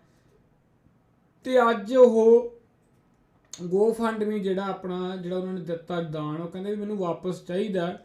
ਔਰ ਇਹ ਵੀ ਪਤਾ ਲੱਗਿਆ ਕਿ ਜਗਮੀਤ ਸਿੰਘ ਦੇ ਉਹ ਰਿਸ਼ਤੇਦਾਰ ਨੇ। ਸੋ ਕਹਿ ਰਹੇ ਆ ਕਿ ਮੈਂ ਜੋ ਚੀਜ਼ ਲਈ ਸੋਚ ਕੇ ਦਿੱਤਾ ਸੀਗਾ ਉਹ ਹੁਣ ਰਹੀ ਨਹੀਂ ਗੱਲਬਾਤ, ਇਸ ਕਰਕੇ ਮੈਂ ਜਿਹੜਾ ਉਹ ਵਾਪਸ ਮੰਗ ਰਿਹਾ। ਸੋ ਫਿਲਹਾਲ ਤਾਂ ਇਹ ਚੱਲ ਰਿਹਾ, ਪਰਸੋਂ ਤੱਕ ਇਹ 29 ਤਰੀਕ ਨੂੰ ਆਟਵਾ ਪਹੁੰਚਣਾ। ਤੋ ਉਸ ਤੋਂ ਇਲਾਵਾ ਹਜ਼ਾਰਾਂ ਲੋਕ ਅੱਜ ਜਿਹੜੇ GTA ਦੇ ਵਿੱਚ ਉਹਨਾਂ ਨੇ ਸਵਾਗਤ ਕੀਤਾ, ਤੁਸੀਂ ਵੀਡੀਓਜ਼ ਦੇਖੇ ਆ, ਔਰ ਸਪੋਰਟ ਕੀਤੀ। ਔਰ ਇਹ ਬਹੁਤ ਵੱਡੀ ਚੀਜ਼ ਹੈ, ਔਰ ਮੈਂ ਪਹਿਲਾਂ ਵੀ ਕਿਹਾ ਤੋਂ ਸਿੱਖਣ ਦੀ ਲੋੜ ਹੈ। ਔਰ ਇੱਕ ਦੋ ਅਪਡੇਟ ਹੋਰ ਨੇ। ਇੱਕ ਹੋਰ ਹੈਰਾਨੀ ਜਿਹੜੀ ਹੈ ਗੱਲ ਹੈ, ਮੈਂ ਪਹਿਲਾਂ ਦੇਖੀ ਸੀ, ਮੈਂ ਸੋਚਿਆ ਸੀ ਵੀ ਰਹਿਣ ਦਾਂਗੇ ਕਵਰ ਕਰਨ ਨੂੰ, ਪਰ ਕਰਦੇ ਹਾਂ, ਜ਼ਰੂਰੀ ਹੈ। ਕੋਵਿਡ ਨਾਲ ਰਿਲੇਟਡ, ਹਾਲਾਂਕਿ ਕੱਲ੍ਹ ਪਰਸੋਂ ਵੀ ਆਪਾਂ ਕੋਵਿਡ ਦੀ ਗੱਲ ਕੀਤੀ ਨਹੀਂ, ਆਪਾਂ ਮਿਸ ਕਰ ਗਏ। ਤੇ ਕੋਵਿਡ ਦੇ ਕੇਸਿਸ ਹੁਣ ਨੰਬਰਸ ਤਾਂ ਆ ਨਹੀਂ ਰਹੇ ਐਗਜ਼ੈਕਟ, ਪਰ ਜਿੰਨੇ ਹੌਸਪਿਟਲਾਈਜੇਸ਼ਨ ਹੁੰਦੀ ਹੈ ਜਾਂ ICU ਦੇ ਵਿੱਚ ਜਿਹੜੇ ਜਾਂਦੇ ਆ, ਉਹ ਜ਼ਰੂਰ ਆਉਂਦੀ ਹੈ। ਤੇ ਕੋਵਿਡ ਦੀ ਗੋਲੀ ਅੱਜ ਅਨਾਊਂਸ ਕੀਤੀ ਹੈ। ਮੈਂ ਦੇਖ ਰਿਹਾ ਸੀ ਖਬਰਾਂ, ਤੇ ਉਹ ਕਹਿੰਦੇ ਵੀ ਅੰਟਾਰੀਓ ਦੇ ਵਿੱਚ ਜਿਹੜੀ ਕੋਵਿਡ ਦੀ ਉਹ ਪਿੱਲ ਹੈ, ਦਵਾਈ ਜਿਹੜੀ ਉਹ ਬਣੀ ਹੈ, ਉਹ ਪਹੁੰਚ ਚੁੱਕੀ ਹੈ। ਤੇ ਤੁਸੀਂ ਹੈਲਥ ਕੈਨੇਡਾ ਤੇ ਜਾ ਕੇ, ਇਹਨਾਂ ਦੀ ਵੈਬਸਾਈਟ ਤੇ ਜਾ ਕੇ ਪੂਰਾ ਪ੍ਰੋਸੈਸ ਜਿਹੜਾ ਉਹ ਲਿਖਿਆ ਹੋਇਆ, ਤੁਸੀਂ ਉਹ ਫੋਲੋ ਕਰਕੇ ਜੇ ਤੁਹਾਨੂੰ ਐਲੀਜੀਬਲ ਤੁਸੀਂ ਹੈਗੇ ਹੋ ਤਾਂ ਤੁਸੀਂ ਉਹ ਗੋਲੀ ਲੈ ਸਕਦੇ ਹੋ, ਜਿਹੜੀ ਕਿ ਕੋਵਿਡ ਦੀ ਦਵਾਈ ਬਣਾਈ ਗਈ ਹੈ ਆਪਣਾ ਕੈਨੇਡਾ ਵਿੱਚ ਅਵੇਲੇਬਲ ਹੈ ਹੁਣ। ਸੋ ਇਸ ਤੋਂ ਇਲਾਵਾ ਇੱਕ ਹੋਰ ਥੋੜ੍ਹਾ ਜਿਹਾ ਨਾ, ਇੱਕ ਕੋਵਿਡ ਦਾ ਵੈਰੀਐਂਟ ਕਹਿੰਦੇ ਇੱਕ ਹੋਰ ਆ ਗਿਆ। 51 ਕੇਸਿਸ ਵੀ ਆਇਆ, 51 ਕੇਸ ਆਏ ਆ ਉਹਦੇ, ਉਹ ਹੈਗਾ BA2 ਮੈਨੂੰ ਲੱਗਦਾ। ਇਹ ਨਵਾਂ ਇੱਕ ਵੈਰੀਐਂਟ ਹੋਰ ਆਇਆ, ਤੇ ਨਵਾਂ ਵੈਰੀਐਂਟ ਤੇ ਹਰ ਮਹੀਨੇ ਹੁਣ ਇਹ ਵੀ ਮੈਂ ਪਹਿਲਾਂ ਵੀ ਇਹ ਦੇਖੀ ਸੀ, ਮੈਂ ਇਗਨੋਰ ਕਰਤੀ ਸੀ। ਮੈਂ ਕਿਹਾ ਵੀ ਇਹ ਤਾਂ ਹੁਣ ਨਾ ਇੱਕ ਕੋਵਿਡ ਦੇ ਨਵੇਂ ਵੇਰੀਐਂਟ ਤਾਂ ਐਂ ਲੱਗਣ ਲੱਗ ਗਿਆ ਵੀ ਇੱਕ ਮਜ਼ਾਕ ਹੋ ਰਿਹਾ ਹੈ ਨਾ, ਇੱਕ ਮਜ਼ਾਕ ਹੋ ਰਿਹਾ ਵੀ ਹਰ ਮਹੀਨੇ ਨਵਾਂ ਆ ਜਾਂਦਾ ਤੇ ਉਹਦੇ ਕੇਸਿਸ ਵਧਣ ਲੱਗ ਜਾਂਦੇ ਆ, ਫਿਰ ਲੋਕਡਾਊਨ ਲੱਗ ਜਾਂਦਾ, ਫਿਰ ਘਟਣ ਲੱਗ ਜਾਂਦੇ ਆ, ਫਿਰ ਲੋਕਡਾਊਨ ਖੋਲ੍ਹਦਾ ਫਿਰ ਨਵਾਂ ਵੇਰੀਐਂਟ ਆ ਜਾਂਦਾ। ਸੋ ਇਹ ਵੀ ਹੁਣ ਨਵਾਂ ਇੱਕ ਵੇਰੀਐਂਟ ਆਇਆ, ਇਹਦੇ ਪਤਾ ਨਹੀਂ ਹੁਣ ਕਿੱਧਰ ਨੂੰ ਹਾਲਾਤ ਬਣਨੇ ਆ, ਕੀ ਇਹਨੇ ਕਰਨਾ ਹੈ। ਤੇ ਇਹਦੇ ਵੀ ਕਹਿੰਦੇ ਕੇਸਿਸ ਆਉਣ ਲੱਗ ਗਏ ਆ। ਸੋ ਹਜੇ ਤੱਕ ਜਿਹੜਾ ਕੋਵਿਡ ਦਾ ਜਿਹੜਾ ਮਸਲਾ ਪੂਰਨ ਤੌਰ 'ਤੇ ਹੱਲ ਨਹੀਂ ਹੋ ਰਿਹਾ ਤੇ ਦੇਖਦੇ ਹਾਂ ਹੁਣ ਇਹ ਨਵਾਂ ਵੇਰੀਐਂਟ ਕੀ ਰੰਗ ਦਿਖਾਉਂਦਾ ਆਪਣੇ। ਇਸ ਤੋਂ ਇਲਾਵਾ ਵੌਨ ਦੀ ਇੱਕ ਖਬਰ ਹੈ, ਅਸੀਂ ਬਰੈਂਪਟਨ ਵਾਲੇ ਬੜਾ ਰੌਲਾ ਪਾਉਂਦੇ ਆ ਨਾ ਵੀ ਅਸੀਂ ਕਹਿੰਦੇ ਆ ਵੀ ਇੰਸ਼ੋਰੈਂਸ ਬਹੁਤ ਜ਼ਿਆਦਾ ਹੈ ਸਾਡੇ ਆਟੋ ਇੰਸ਼ੋਰੈਂਸ, ਤੇ ਉਹ ਨੋ ਡਾਊਟ ਹੈਗੀ ਵੀ ਹੈ, ਡੈਫੀਨੇਟਲੀ ਹੈਗੀ ਵੀ ਹੈ ਤੇ ਰੌਲਾ ਪਾਉਣਾ ਵੀ ਚਾਹੀਦਾ ਵੀ ਇੰਨੀ ਜਾਇਜ਼ ਨਹੀਂ, ਹਰ ਮਹੀਨੇ $300 ਜਾਂਦਾ ਉਹ ਬਹੁਤ ਜ਼ਿਆਦਾ ਹੈ। ਤੇ ਉਹ ਕਿਉਂਕਿ ਵੱਧ ਹੋਣ ਦੇ ਕਾਰਨ ਬਹੁਤ ਸਾਰੇ ਹੈ। ਜਿਹੜਾ ਪੋਸਟਲ ਕੋਡ ਸਿਸਟਮ ਬਰੈਂਪਟਨ ਦੇ ਵਿੱਚ ਹੈਗਾ ਵੀ ਜੇ ਕਸੂਰ ਕਿਸੇ ਹੋਰ ਦਾ ਤਾਂ ਉਹ ਸਾਰਿਆਂ 'ਤੇ ਪੈ ਜਾਂਦਾ। ਜਿਹੜਾ ਉਹ ਪੋਸਟਲ ਕੋਡ ਦਾ ਮਤਲਬ ਤੁਹਾਨੂੰ ਪਤਾ ਹੀ ਹੈ, ਵੈਸੇ ਮੈਨੂੰ ਤਾਂ ਦੱਸਣ ਦੀ ਲੋੜ ਇੰਨੀ ਨਹੀਂ ਗੀ ਕਿ ਜਿਹੜੇ ਏਰੀਏ ਦੀ ਤੁਹਾਡੀ ਇੰਸ਼ੋਰੈਂਸ ਹੈ, ਜੇ ਤੁਹਾਡੇ ਉਸ ਏਰੀਆ ਜਿਹੜਾ ਪੋਸਟਲ ਕੋਡ ਆ, ਜੇ ਉਸ ਏਰੀਏ ਦੇ ਵਿੱਚ ਵੱਧ ਐਕਸੀਡੈਂਟ ਹੋ ਰਹੇ ਆ, ਉਸ ਏਰੀਏ ਵਿੱਚ ਵੱਧ ਚੋਰੀਆਂ ਹੋ ਰਹੀਆਂ ਗੱਡੀਆਂ, ਤੇ ਉਹ ਜਿਨ੍ਹਾਂ ਦੀ ਚੋਰੀ ਹੋਈ ਹੈ ਗੱਡੀ ਜਾਂ ਜਿਨ੍ਹਾਂ ਨੇ ਮਾਰੀ ਆ, ਜਿਹੜੇ ਵਾਰ-ਵਾਰ ਗੱਡੀ ਠੋਕ ਰਹੇ ਆ, ਉਹ ਜਿਹੜੀ ਇੰਸ਼ੋਰੈਂਸ ਹੈ ਉਹ ਸਾਰਿਆਂ ਦੇ ਉੱਪਰ ਉਹ ਵੱਧ ਜਾਂਦੀ ਆ, ਉਹ ਸਾਰੇ ਏਰੀਏ ਦੀ ਵੱਧ ਜਾਂਦੀ ਜਿਹੜਾ ਉਹ ਪੋਸਟਲ ਕੋਡ ਦੇ ਅੰਡਰ ਆਉਂਦਾ।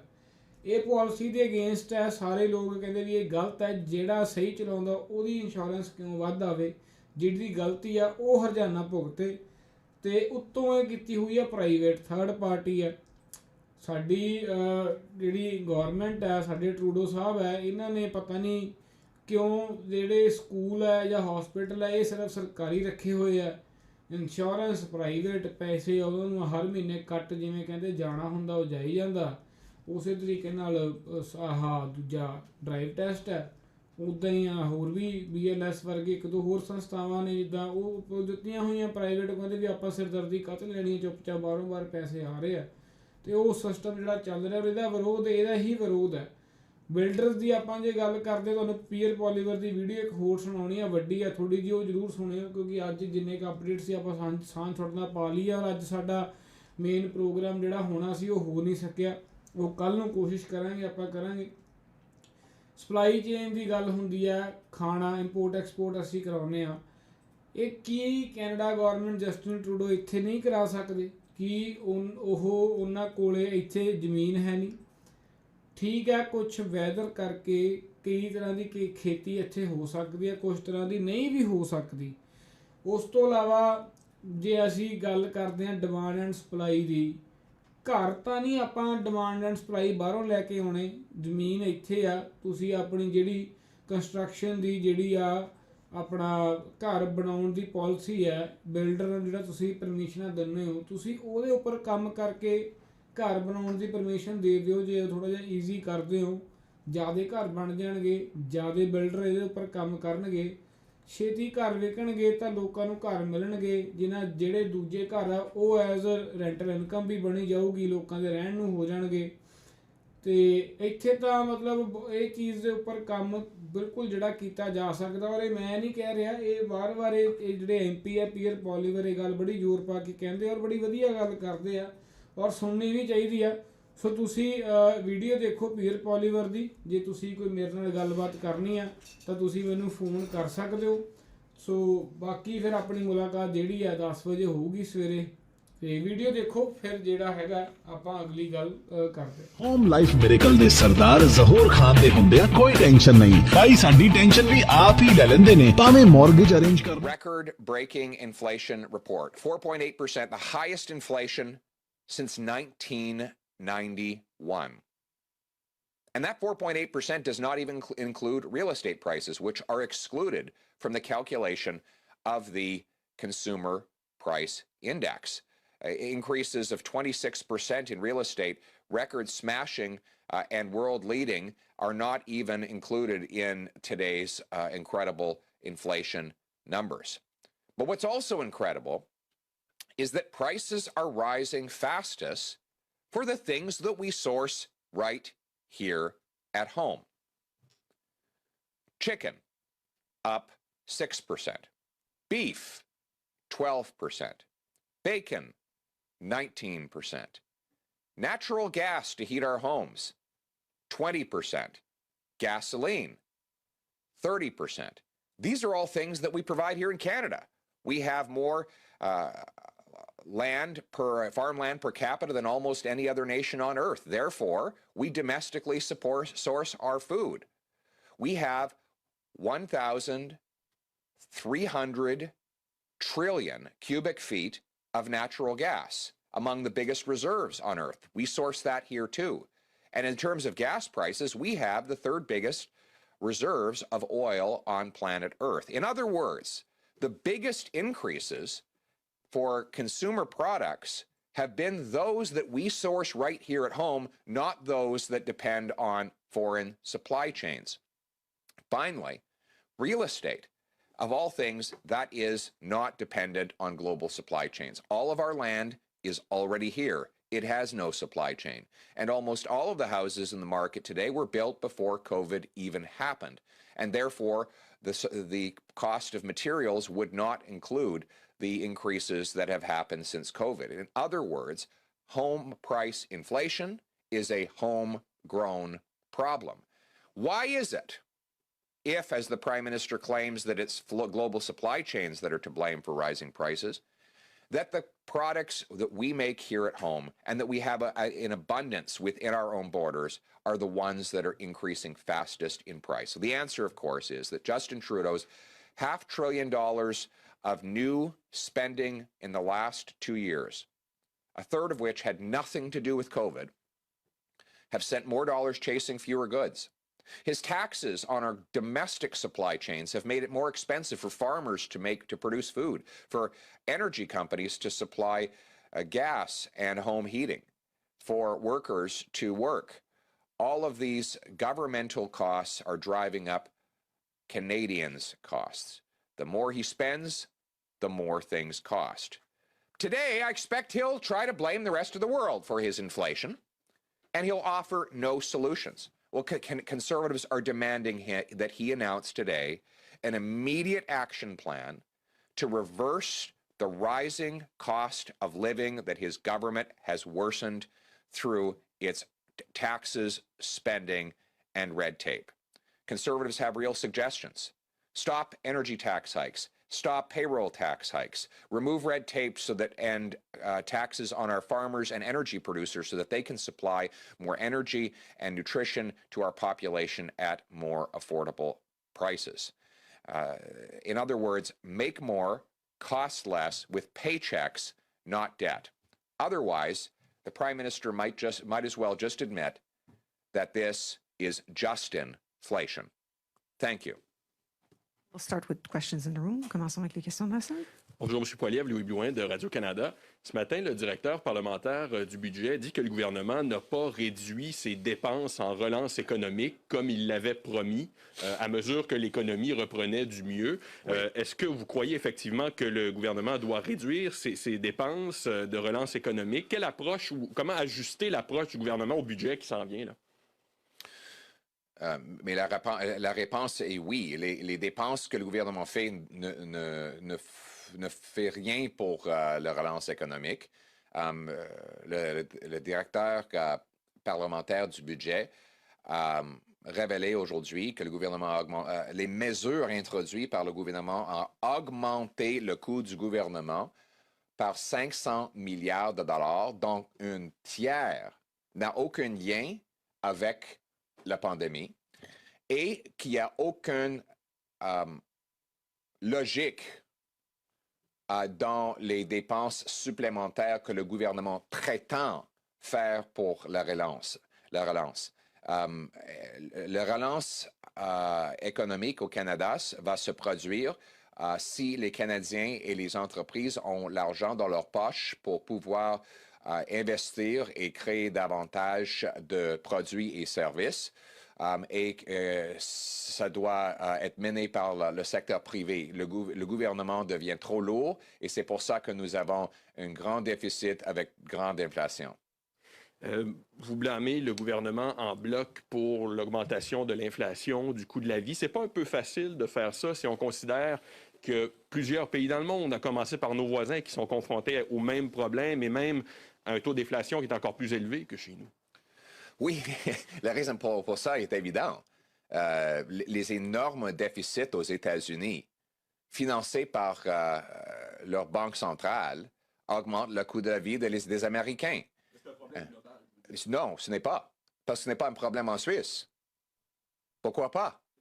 Parce qu'en Suisse, ils n'impriment pas l'argent pour payer les factures du gouvernement. Ils ont un petit déficit, donc ils ont une petite inflation. C'est bizarre que dans la zone euro, on a une inflation d'à peu près 5%. En Suisse, qui est dans l'Europe, on a un taux d'à peu près 1%. Et pourquoi? Parce que la Suisse contrôle son argent. Ils ont le franc suisse au lieu de l'euro. Donc, oui, c'est vrai que les autres gouvernements sont irresponsables aussi. Le gouvernement aux États-Unis, voici un fait. Aux États-Unis aujourd'hui, 1/3 de tous les dollars qui existent ont été créés dans les derniers 2 ans. On se demande pourquoi il y a de l'inflation aux États-Unis. C'est évident. Ils impriment l'argent pour payer leurs factures. L'autre chose qu'il faut reconnaître, c'est que le taux d'inflation ici au Canada est supprimé par le fait que la propriété n'est pas compris dans le calcul. Et ici au Canada, l'inflation se concentre sur l'immobilier. Aux autres pays, leurs inflations est concentrée dans d'autres secteurs. Mais ici au Canada, l'inflation le plus exorbitant, c'est dans l'immobilier, ce qui n'est pas compris dans le calcul. C'est une des raisons pour lesquelles notre taux est supprimé par rapport aux autres pays où aussi l'immobilier n'est pas compris, mais où l'immobilier n'est pas aussi grand comme facteur de leur augmentation de coûts. Nous allons passer aux questions au téléphone. We'll take questions from the phone. Operator, first question. Thank you. Our first question is from Wyatt Sharp from the Wyatt Sharp Show. Please go ahead. À vous la parole. Hi there, Mr. Polyev. I just want to ask you, first of all, about the vaccine mandate for truckers that came into effect. So obviously conservatives support vaccination, as you and your leader have pointed out previously and numerous times. It seems, though, as if obviously you don't support forcing people to get vaccinated because you have concerns specifically for the mandate for truck drivers that it could put more pressure on the supply chain. So do you have any measures that, could help get truck drivers vaccinated that wouldn't be in the form of a mandate and that essentially wouldn't put as much pressure on the supply chain? Thanks very much, Wyatt. Great question. We do not support the Prime Minister's vaccine vendetta on our truckers. This policy is going to drive truckers out of the country or out of business, and it is going to drive costs up for Canadian consumers. If you walk into a grocery store and you see products on the shelves, thank a trucker. If you walk into a grocery store and you see empty shelves, thank Justin Trudeau. His policy of vaccine vendetta against our hardworking truckers is going to drive up the cost for our people, drive people out of work, and leave us with empty shelves. We think the best way to get people vaccinated is through persuasion, not intimidation. We don't believe in robbing people's freedoms. We believe in convincing them through data, science, and logic. And we think that the Prime Minister's attempt to attack people who have different points of view on this is only dividing the country and threatening public health. Okay, and then thank you for that. And then in terms of inflation, obviously it's rising in Canada. You mentioned it's the highest it's been in quite a while. It's obviously rising too in many other parts of the world. Some countries, the U.S., it's climbed 7%. And that's the largest rate in the United States since 1982. So I'm just wondering specifically, obviously Canada can take measures to address it here at home. What do you think should be done, though, to address it? Because obviously, Canada can address it here at home, and that's great. But if other countries don't address it, it could also have an impact on, the goods that we import and export. So how can we ensure that inflation rates, are lowered, not just in Canada, but around the globe? And what kind of role does the Canadian government play to make sure that they can be lowered, not just in Canada, but around the world? Great question, Wyatt. Well, first of all, you're right. The Americans have 7% inflation. Why? Because of their stupid monetary and fiscal policy. It's that simple. They're running massive deficits and printing money to pay for it. The $1 in every $3 in circulation in the U.S. economy today was printed in the last 2 years. More dollars chasing fewer goods means higher prices. So what do you get with that? You get inflation. And what we should do is avoid following that policy. We should do the opposite of what the Americans are doing. That's what Switzerland has done in Europe. While the Eurozone has inflation around 5%, Switzerland has been closer to 1%. Why? Because the Swiss have their own franc.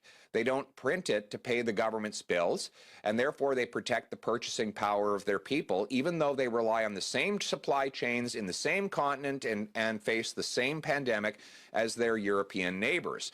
So here in Canada, if we were to protect our purchasing power by phasing out the deficit, ending money printing, then we could protect our people against the kind of inflation that we see south of the border. We don't need to follow the Americans' monetary policy. During the 2008-9 financial crisis, the Americans printed money. We did not. We had better results, lower inflation, lower deficit, lower unemployment, faster recovery. So we don't need to do what the Americans are doing. We need to protect our own money here in Canada. When we were growing up, our kids, as we were kids, and our mother said to us, just because your friends are jumping off a bridge doesn't mean you have to. And the same applies today. Just because other governments are ruining their money and driving up the cost of living for their people doesn't mean that we have to do the same here in Canada. And finally, I would point out that we in Canada are underestimating the real inflation because it doesn't include house prices, which have gone up a record-breaking 26%. While that is why a practice of many countries, outside of Canada, inflation has not centered on house prices as much as it has here. Here, inflation has been focused primarily on real estate, and that is not included in the 4.